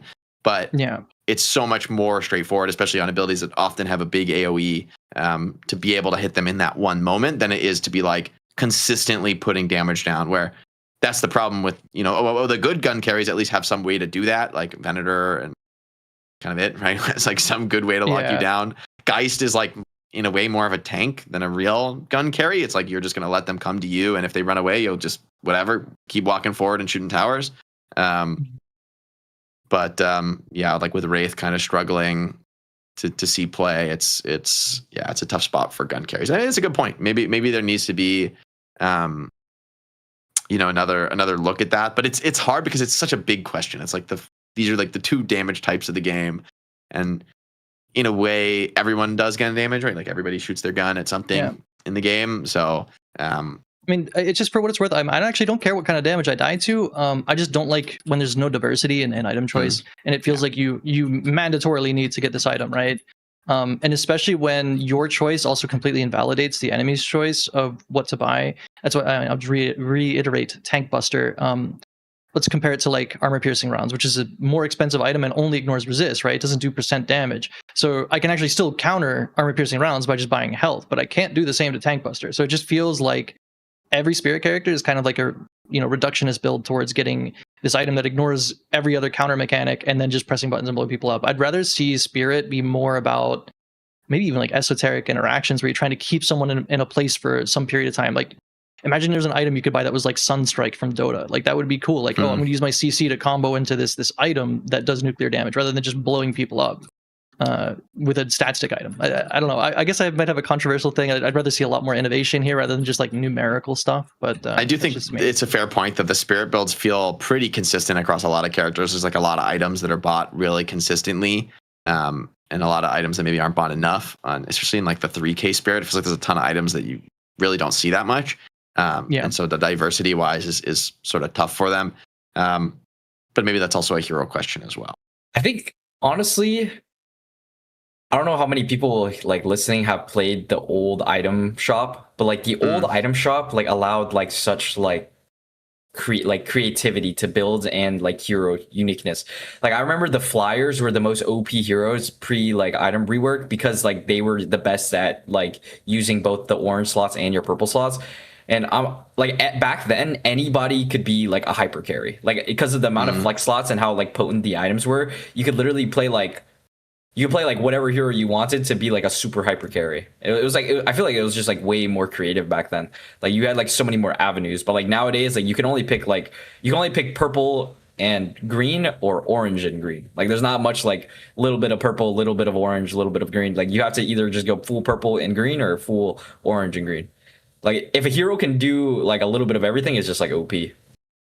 Yeah, I mean, I think it's kind of the spike suffering from right? the investments. Yeah, like the spike investment is good, I think, because it encourages you to diversify. Like at least you invest 4.8k in each category, but compared to the old system where it was very aggressive, it's like you could just not buy orange items, but it's kind of crazy to not use 4 of your item slots back in the old system. Like you really are at least buy some cheap items, like at least buy some efficient items. But now it's like, to Lomein's point, there's a lot more builds where like genuinely you don't build a single item of one of the colors, and it's never green, right? It's unless you're crazy and you like to get wild on Wraith. Yeah. but if you're like the good builds, rarely.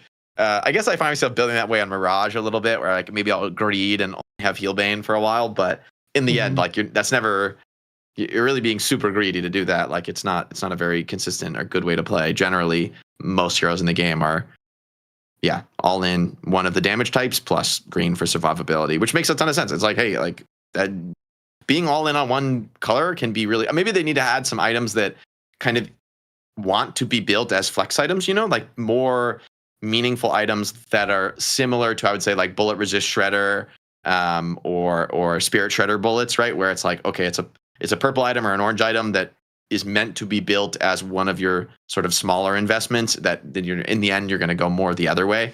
Like you're buying an orange item that is going to support you being a high spirit damage hero.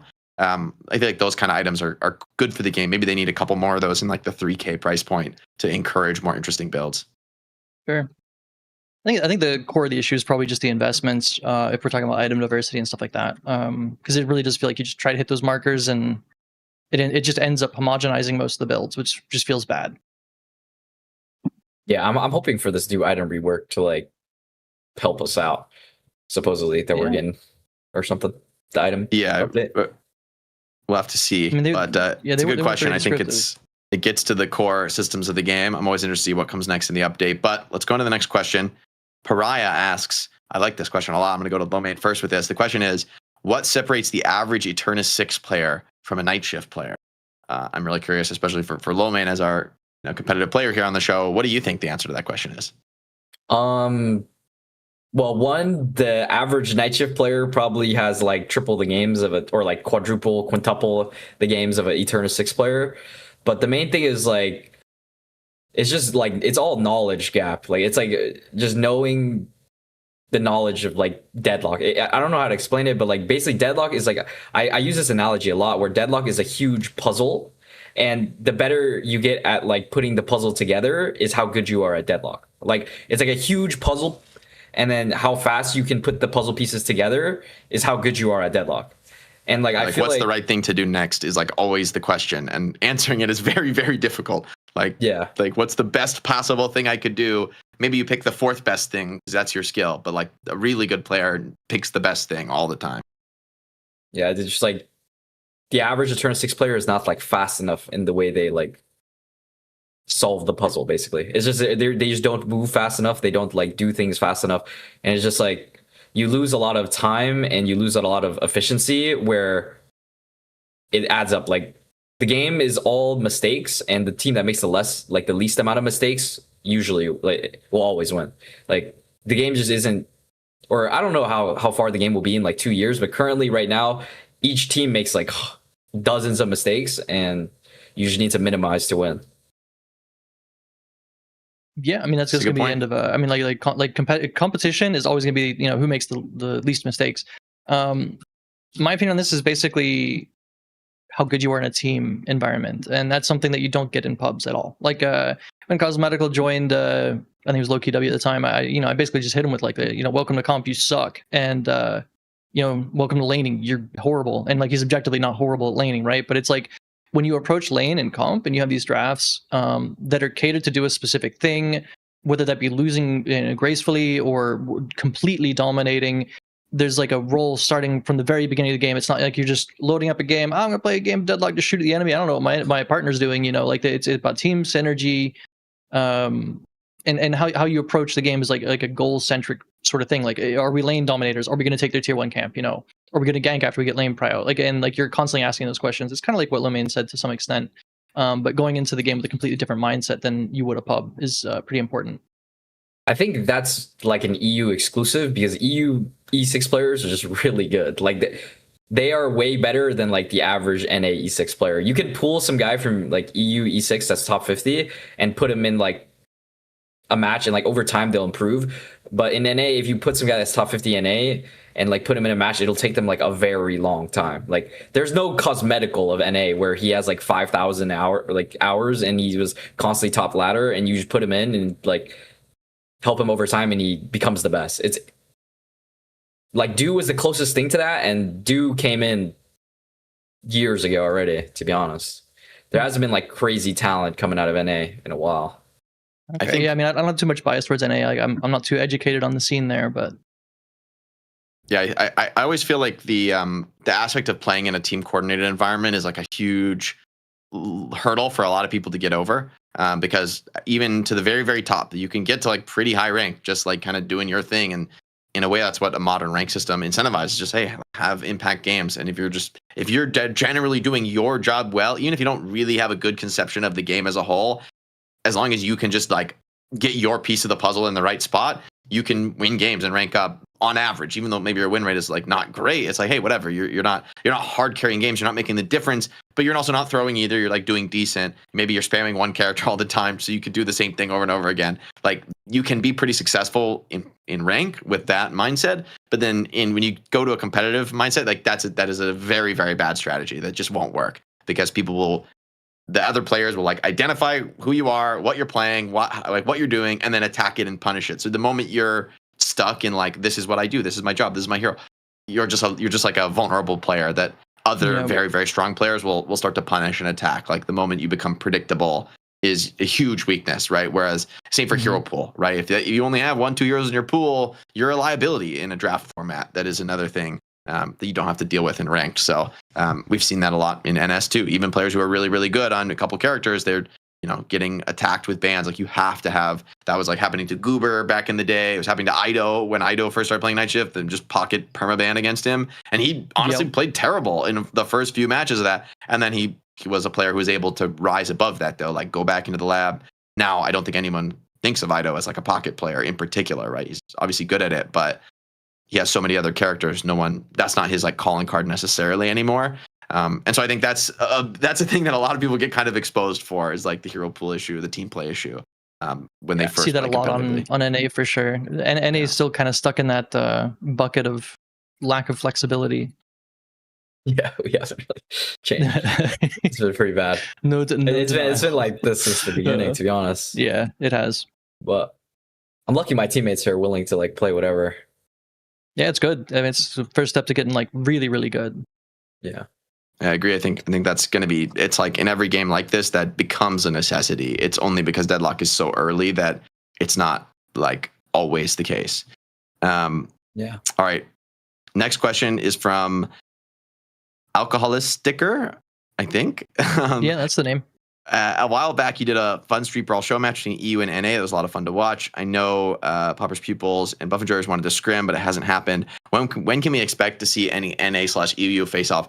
I guess I'll ask first you, Lomein, as a competitive player, how do you feel that like high ping is in Deadlock? I don't know if you've played other sort of competitive shooter games.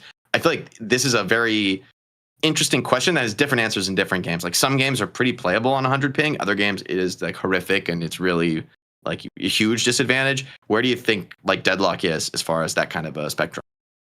Deadlock, in terms of Deadlock, ping is really extremified inside of the first like 10 minutes of the game, because that's when like interactions are like happening the most in lane. But honestly, right now in current Deadlock, the ping just wouldn't matter because the skill gap between the regions is like too high anyway. Like the last time EU played against NA, it was Buff Enjoyers versus I think Old Hydronation or whatever, and Buff Enjoyers was playing on like 150 ping, and they literally fully dominated NA. It's like right now the skill gap is just so large that the ping wouldn't even matter because EU would probably win anyway. Like they would beat us on the ping. But maybe if we were equal footing, then definitely the ping would sway. But the game is just like they're just like too good right now, I think. I mean, the one major difference, I actually get DMs about this constantly from Obi Kemi. He can't stand this. NA doesn't buy the item, but Counterspell is really awful to use on ping. It is genuinely horrible to use on ping, and it's a kind of a core item against a lot of the comps that are being played right now. Like very meta. I think it was the most bought item in the last year. It's certainly top 10. We're the same.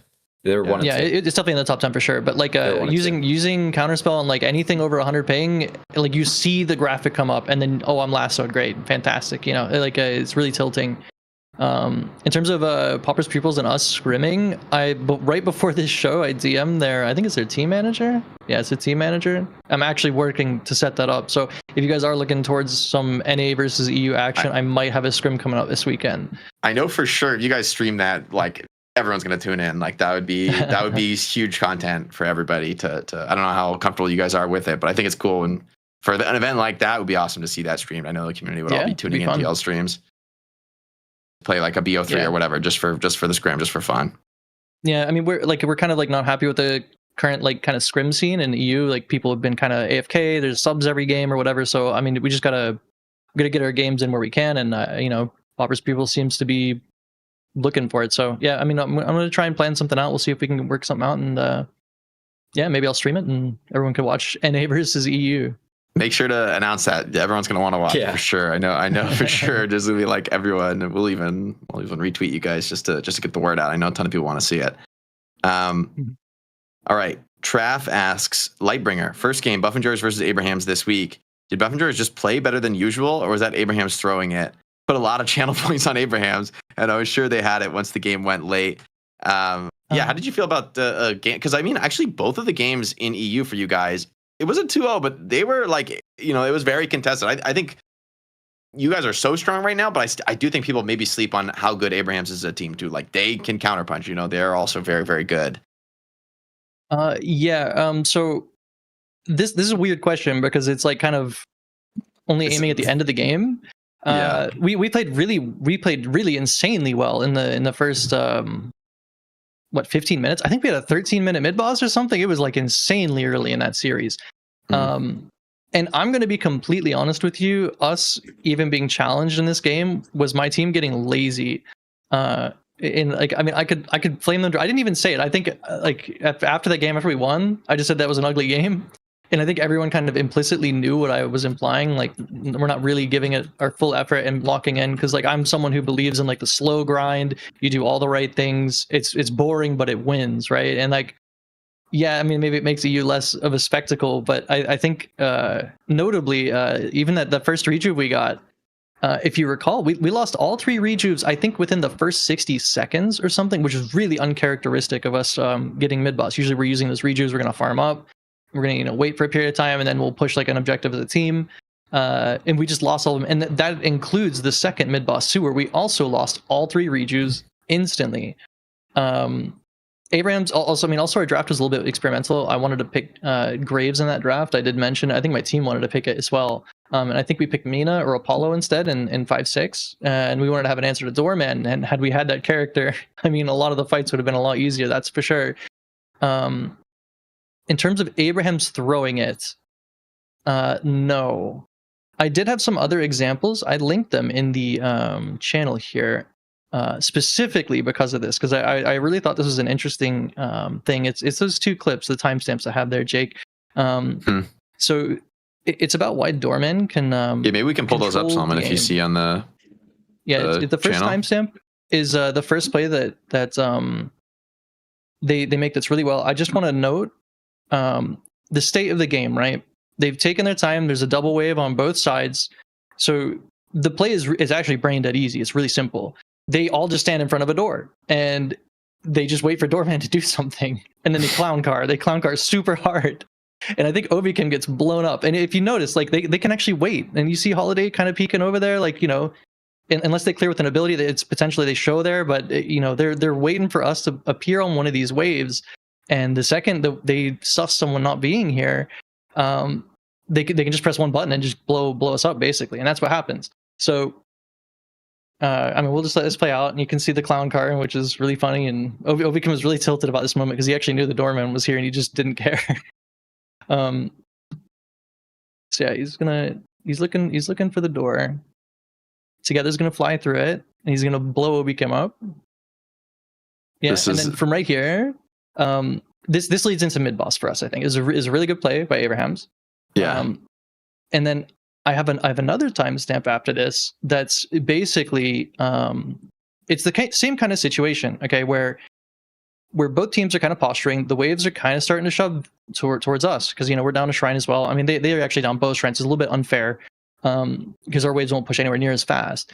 And instead of our team kind of passively waiting, you'll notice that Listic kind of takes an aggressive angle here. And the trick about this is, like, I don't think this is Abraham's playing bad.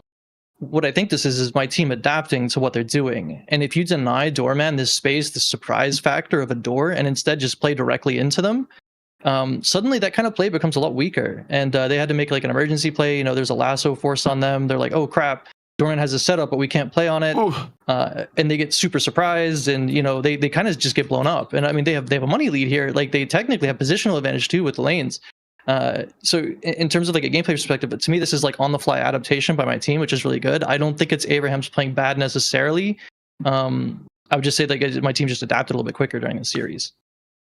Yeah, my experience in esports too has always been that, like, whenever you watch two like of the best teams in the world play, people are always convinced that like the losing team somehow threw, when in reality that team is some of the best players in the world. Like, if they are looking bad, it's because the other team has done something that is like they're not expecting, or has like outplayed them in some way. So that maybe they look stupid in the end when they die, but it's because the enemy team is actually so much better. And like, so I think people always, I mean, maybe this is my pet peeve, people always say there's like a throw or something. Like, it's very rare in my mind that there's like an individual like crazy throw that's like, oh, so bad, I can't believe that player made this huge error. It's almost always that, oh, they were tricked, they were, the other team did something that was like inventive or smart that put them in that position to be able to fail. They also have pretty punishable heroes in Wraith as well.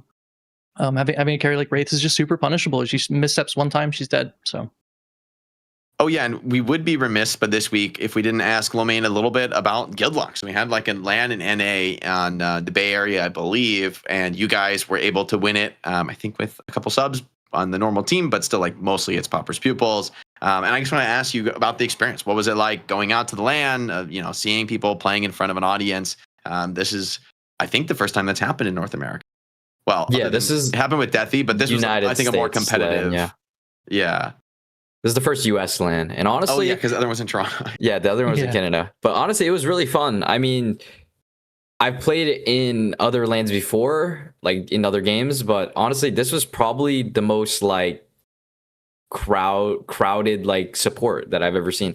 Like, Deadlock is a very grassroots esports, and honestly, to see like the come out of how many people came and how many people like came to support was like, it was honestly like really inspiring for me to like just keep on playing. Like, it gave me more passion, and it just gave me basically just like ignited a fire in me, because I just realized like Deadlock is actually like it was like a insane proof of concept for me. Like all the people coming out and like all the support is like it was a crazy proof of concept that was like, honestly, it's just like, because Deadlock is a big question mark right now. We really don't know what's gonna happen, but this like really helps me, in my opinion. And honestly, I'm really grateful for Guildlock for hosting this, and I'm hoping for more. I'm pretty sure I'm gonna, if LANs are in US, I'm probably just gonna go to every single one. That was really fun. Roll up. Yeah. I mean, have you ever been to a gaming event before this? Or was this your first time?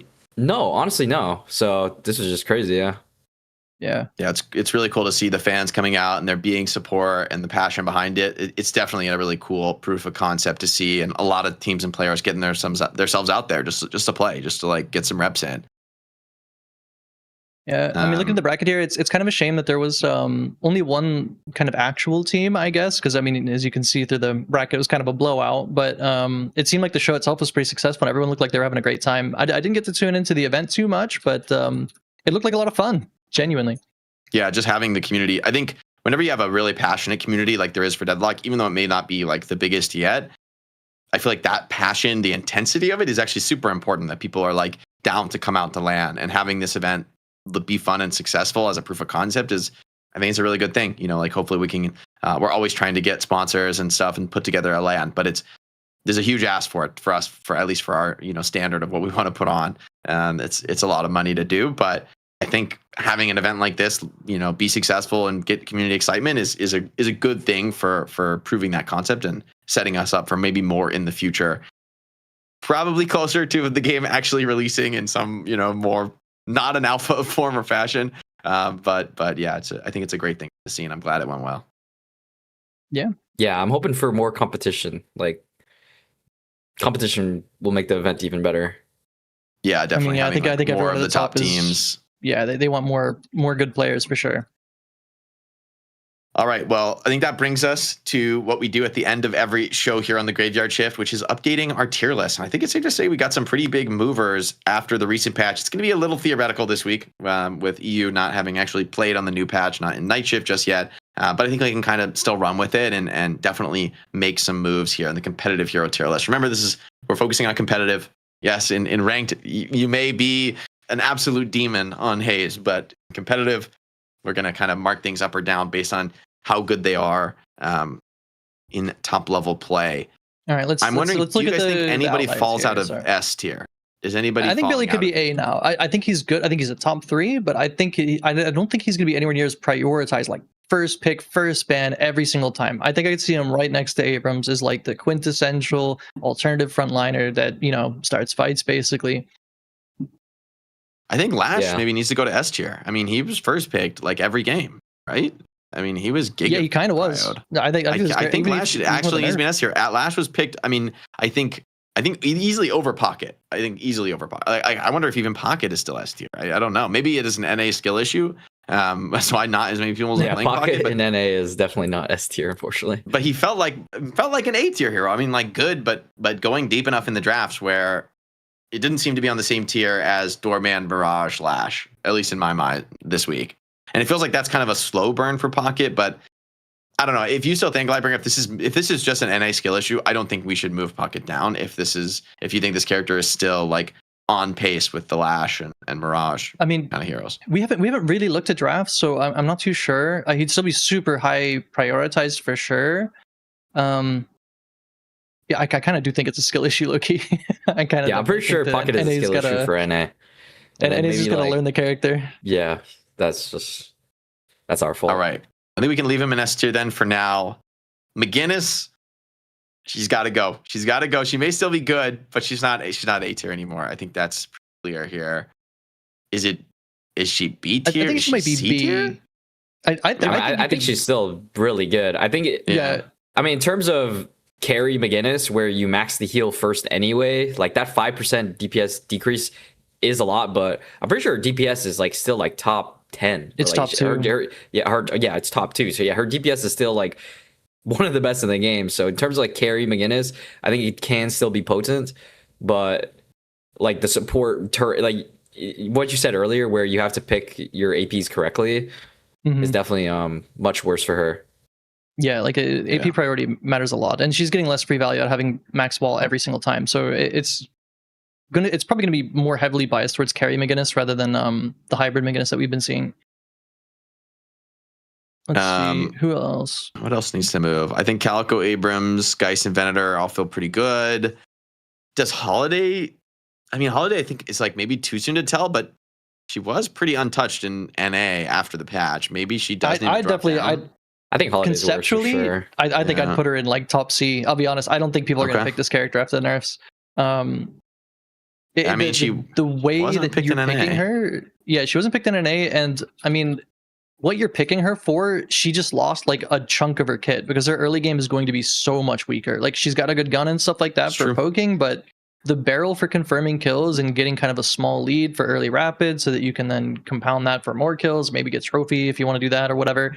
That all of that like snowball effect is kind of gone because she can't really deal that damage. She still does a lot of damage, but it's like she can't buy certain items that were really steroiding her power early. So I think people are really going to deprioritize this hero. All right, I'm game to put her in top C. We'll see if she can earn a promotion next week.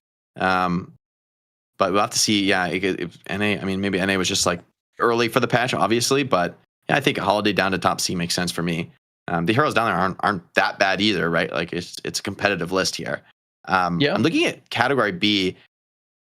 Is Ivy not an A tier hero? Like Ivy has looked really, really good to me in competitive play recently. Like I don't know, watching NA, watching average like fly around on Billy. I'm like, this is broken. Like, what are you doing against this? It's really good because the counter items don't really exist in NA. Like we said that what happens when they start buying knockdown for our flights and they start like just completely spacing the engage.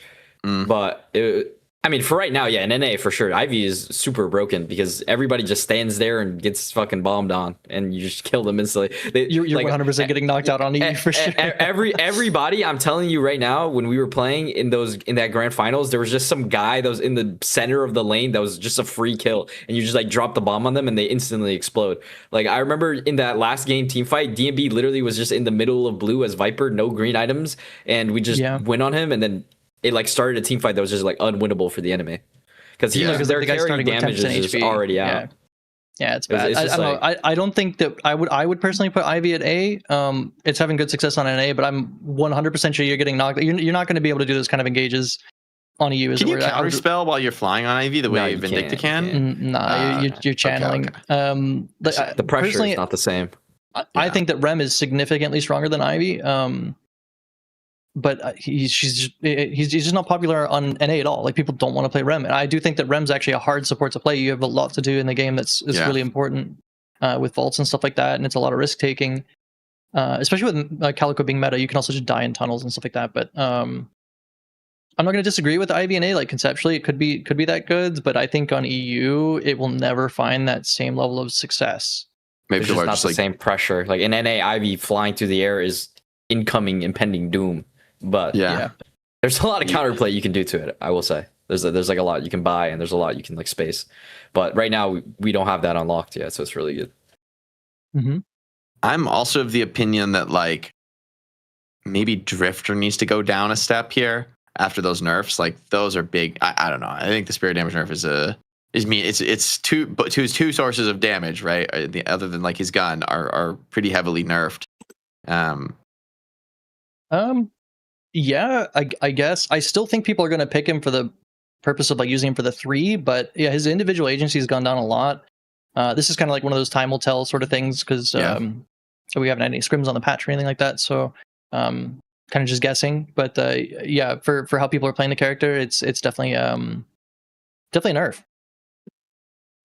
Is there anyone else who needs to be moved? I mean, I'm wondering like Yamato, is she really B tier? She does feel a little bit weaker, but I don't know. She did look good in the games where she kind of gets the setup that she wants, which is like that you're going to play a super aggressive, high tempo game and try and run people down 24/7. Then like it also has a kind of like the nice thing about the grapple being like guaranteed to connect, like you will get there, is it sort of deals with Doorman in a weird way. You like grapple across the map through the Doorman door to chase people. And with Doorman being so incredibly good that even honestly, I wonder if it's not even a little bit decent, like just having a decent ability to chase down a lash in theory, although I don't know if we really have seen that in practice. Just like metagame wise, I would think, like maybe that's a good attribute to have right now. With how I kind of think she just dies when she does it. Maybe lash just kills you, but at least like I don't know, if you had some help, maybe like you could chase him down. I don't know. More theoretical though. I don't know if I've really seen that. Was Paradox picked last week? Did we pick Paradox? She was played in NA, but it wasn't anything spectacular. She was just metagame. It was like a metagame pick where we picked her because this guy has little amount of hero pool, and we just denied it. Really, that was it. It's not. We didn't really like think she's that good. I just think she's like very lackluster. Yeah, maybe. I mean, I don't know. B is not like an amazing tier, but I do think Bebop is a lot better than her right now. So I don't know how you feel about Paradox Lightbringer. I don't know. I never feel any pressure to pick this character. It's kind of like the 6 pick scraps is when we're looking at the hero, if we are even looking at it. I feel like I'd pick Vindicta before Paradox, kind of. Yeah. Like it's like a punish pick or something. I feel like Vindicta's just straight up better, and you can't pick her in every draft, but I just haven't seen. I don't know. I haven't seen Paradox do much of anything. She was picked in multiple games, but as Lomein said, it was a deny pick in this one game here, so that this guy was put on an uncomfortable hero pool. He's on Infernus in this game, I think. Yeah, and keep the second game. And the first game he played Paradox, and it was okay. I don't think he played bad. It was like fine, but it's just like lackluster. It's just a gun damage stick, really. And the swap is okay. You're like sort of a you're like a more of a carry than the other catch heroes, but then again, I feel like even Bebop is like a more scary gun when he's farmed. In terms of and a more reliable pick. The fact that the pick tool is there's a lot of counterplay to Paradox. Yeah, there's just a lot of counterplay. Dispel the silences to counterspell as well. And, it's like there's tons of counterplay to Paradox, really. Is there anyone else who needs to bring anyone out? Who else needs to move up or down? I mean, I think there's characters like Victor and Silver here that are like interesting. I think Mo might move up this week. Yeah, maybe I'm certain that Mo is strong. Billy's like max HP like reduction is gone, so Mo's gonna sneak along get one somewhere. Shot. Yeah, maybe Mo has a little bit more room to be played. Especially if you're able to get off more of these get away with a little bit more frontlining than you were able to before. Like maybe a little bit harder to run down. You like take away the Abrams or have the Abrams on your team. I feel like that's always one of the really problematic matchups for Mo, where you just get like pinned out of everything and you're just dead. Yeah. I mean, I'm certain that this character's good. Like his numbers are actually insane ever since the AP rework with the him being able to proc Tank Buster on his one. It's just a matter of time for people to kind of integrate it into their compositions, I think. Yeah. Holiday also, I think, was a good hero against him. His lasso was like a way to counter, Yeah. And now that's way less prio, potentially. I mean, she's just going to be more poor in the game because she's getting less kills, is basically how it goes down. 31% win rate. Wow. For Paradox, wow. That's rough. Relatively small sample size, but that's a decent amount of games. That is straight junk. Yeah, that is rough. I mean, at least it's better than the heroes who like never get played in theory, but maybe it's just a bait, to pick this hero because other people are picking her and she's sort of okay. She's never terrible. She's like decent in lane and good wave clear and things like that. But maybe it's just a little bit inconsistent compared to some of the other cast. Movement is not the best for her too. She has a little speed amp on I guess a pretty big speed amp on the 3, but that's not really. It's good. Yeah, it's not an amazing. Did they fix some of the bugs with her like dashing with the kinetic carbine? There was some craziness. I think that was probably, to be honest, that was probably carrying her strength for a long time. Is her like psycho dash movement while you're charging kinetic carbine. To be honest, just the bug fixes on that probably nerfed her really heavily. Yeah, it did. It was one dash from one lane to another lane. It was insane. There is one thing about Paradox that I do think is underutilized by all regions, and it is the wall amp for like team shoot through it, stuff. Right? I swear people are just pretending like the amp isn't there, and it is like I think it's straight up glass cannon. Let me look at the value. It's so much. It's a 65% weapon damage buff. So I feel like if teams played a little bit more cohesively, you could really do some interesting things at like mid boss, even like early walkers or whatever. But it just feels like everyone's playing her like a 4 bot. Yeah, like everyone's just shooting through a wall for mid boss. Page shields should be better at that too. Yeah, that's a good point. Mm-hmm. That when you're able to just free shoot with a gun hero, like some of these amps, Page and Paradox could be good. But some of those things, I'm like, in theory they're good, but then like how often can you really get it working to its full potential, right? Like it's a conceptual will the enemy stay in front of the wall against you, while you're just shooting at them, like because especially since they can't really shoot back 3 walls, I guess. Yeah, that is. It's kind of like these like theory things. It's like really bad. I look at like Victor, and I don't think Victor's bad at all. I think he's a strong character. especially like if Puckett were to be picked, right? I'd be kind of considering Victor because I'm like, well, he just doesn't care about affliction, does he? He just dies, and then he doesn't have affliction anymore. And it's like it's one of those theory things. It's like it's one part of a puzzle, but it needs to fit all of the draft to kind of make it a like a real solution. Someone in chat asked one final question before we wrap up here, which is a good question. How would you change or fix Graves to make her good in competitive play? She hasn't been seen at all since the double wall was viable. For what it's worth, I do think I play a decent amount of Graves. I do think the Echo Shard build is the best build for me currently, since it's like actually low enough cooldown to be kind of useful in fights. But it's just it's sort of a page issue where like you're getting movement gapped by a lot of the roster, and kind of a hard problem to fix, because I think she probably is pretty good in pubs, since just tombing like a walker is a good thing to do. But for what it's worth, I did want to pick it yesterday in our game where we had Apollo Mina in our last 2 slots, because it was into the Doorman example I showed you in one of the other patron questions. Graves is just really strong into those kind of plays.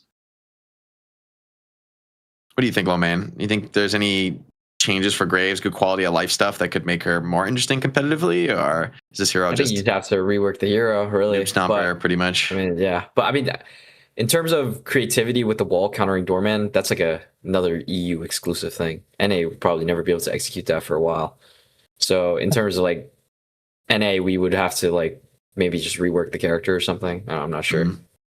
I feel like if we pick Graves, for one, nobody would be able to play it, and two, probably just like lose. I think it's pretty bad. Lomein's just throwing NA under the bus. It's not really like under the bus. It's really like, I mean, I just like I watch back a lot of the matches, right, and I think about a lot of the game-winning plays that occur. Like for us, that would like never happen if the region was like better at the game. Yeah, like, yeah. There's like I think when we Ivy fly through the air and there's just a guy in the middle of the lane literally dying and we get the kill for free. That just doesn't happen if they're better. And it's just like it's just being. I mean, it even feels bad to win against stuff like that, right? Where it's like you're like, I mean, come on, like you're just like, oh, the game's over, or like some of the NA drafts, like I was at least casting like. The first NA game, I was like, this shit is over. Like at the draft, it was like, this is heinous, I was like, how do they win? Oh, was it the Saya and Furnace draft from I think last week or whatever? Yeah, that one. No. Well, I mean, maybe I saw some of those MLC drafts were rough, but it was honestly the first game of the maybe Solomon, if you could fly those drafts, like the first game of the BO3, I was like looking at the draft. I'm like, this is brutal. Like this is like for NA. Yeah, the BO3 and NA. I was like, I feel like I didn't see how, like, even in like the late game team fights, I was like, how do you team fight with some of these drafts? Like, I don't know, the game 2 one. It's like maybe you do some like crazy Doorman cheeses, like, but even then I'm like, I don't know. Yeah, I mean, they had like decent combo potential with Doorman, Abrams, Venator. Like you can actually do something with those 3, but the bottom 3 are kind of like, we just pick some characters. Yeah, it just felt tough to me. It also felt like their tanks are like not going to be able to tank against Billy and Furnace, and just the team fight of like Billy, Lash, and Furnace is like, how do you don't have any way of like, I guess Abrams has an unstop. That's like the one thing that is good against that, but other than that, like Venator, Drifter, Paradox, these characters like can never play the game if there's a team fight ulti that's going to get cast on them. Like how do they ever sort of walk up and engage in the brawl? This is impossible. Billy just negates every single one of their heroes. Really, is just he's so strong into Billy. that. He's crazy. He's just so strong. Maybe it's just getting away. Maybe that's in fairness, that's like fresh patch. That's a Billy exclusive right there. You said, Lomein, that like Billy's setting up this crazy team fight that you shouldn't really be able to get all these things in the one draft. But even game 2, I mean, forced into a Viper pick, the Infernus pick, like some of these heroes, it's just like I don't get it, man. Like I think they're like kind of caught up in like chasing these certain heroes that they feel like they really needed, and then they just wound up with a draft that doesn't fit together into like a late game team comp the way for Pauper's Pupils. I'm like, okay, I see the vision here. It's like a bunch of stuff. Like Billy sets up a huge combo, and then you've got Viscous and Ivy to like save/initiate for even more consistency and opportunity. Although I think game 2 was a little more competitive, the late game was like, oh man, like where's the team fight ulti for Bird with Clock? It's Infernus ulti, but like I don't know, without any setup, that's into Viscous Ivy pocket, especially like 3 heroes that all can dodge the combo ulti. Yeah, Ivy as well. Yeah, I mean it was definitely rough. They had really good mid boss contests, but I think that was kind of it for that comp. I think that consistently their top 3 look good, and then the bottom 3 kind of just like look like they're just picking characters, sort of. Where maybe that's a hero pool issue, right? Where it's like you're picking stuff that you know you can play and pilot well, which is important because obviously if you play something you never played before, the hero might be good, but if you just can't execute it, it's not going to work. But yeah, maybe you're when you're chasing the last heroes in people's pools in the end of the draft versus sort of like filling out a team comp into a whole strategy, it's a very, very different outcome in terms of how competitive you're able to be. I mean, at the end of the day, I'm pretty happy with this list. I mean, there's some waiting to see things on the tier list here. Holiday in particular, maybe someone will find some crazy build that I'm just not seeing directly, but I think a lot of her on the nose power has been kind of taken away from her, and that's pretty bad for how she's being played currently. I do think that Mo will rise up to BB. I'm trying to think about how Infernus did. I mean, Infernus did okay in the games he was in. I think Infernus might be picked a little bit more if Billy's picked a little bit less, but we'll see how that goes. I also think Vin, maybe people are going to get interested in playing a little more Vindicta. Even I guess she got nerfed. Maybe that actually kind of counters some of the positive value. But it doesn't so strong. Yeah, it's like you don't really pick this for the burst damage. It's a very small change, and especially in competitive, I think you're never really going for solo kills. Now, not that much. Vin is not a solo killing hero, right? You're like a +1 hero, you know, or +2 hero. You come in, farm these stacks from a gank that was, you know, initiated by your ally who's on the ground. Definitely going to be interesting. Everyone's mad that you're selling NA out, Lomein, in the chat, but honestly, I can't. To be honest, it is like just the reality that I think part of the thing in EU is there's more teams at the highest level, and the hard thing for NA is that after Melee Creeps blew up and split into 2 teams, I feel like we're going through a period of weakness in North America where I think given some time, there could be more strong teams that rise from the ashes of this, but we're just not there yet. That's kind of how I'm looking at NA right now. That like Melee Creeps is essentially a new team, so I give them credit to like make mistakes and need to get better. But then now like the Duo team, we need to see what comes out of that. The Pulsar team, like there's teams cooking, but no one is out of the oven yet. It's basically Poppers Peoples. There should be a little cash in the bank for this month of the Intel Gamer Days double prize pools. So definitely a good opportunity for Poppers Peoples to get paid. I have to wish Lomein good luck in his ranking. All right, well, we'll wrap it up anyway. No, it is the right time. You're coming to the end of the show. So I'll say thanks, Lomein. Really appreciate you coming on the show, talking through your thoughts. It's always great. I know the community's happy to hear from you. Lightbringer, always appreciate having you on as the co-host as well. Join us every Wednesday, guys. We're here for the night. If you're watching this, you probably already know what we do every Wednesday, but still going to plug it every goddamn stream because this is what we do here on this channel, baby, esports. And also a podcast on Thursdays. But yeah, thanks so much. Thanks so much for watching, everybody. YouTube, Twitch, appreciate everyone, tuning in live. And if you watch on later, be sure to give us a like and subscribe. Helps us out with the video algorithm. But that is all for that. That's all the housekeeping we've got. This has been the Graveyard Shift. Thank you so much. Thank you, guys. Thanks, guys.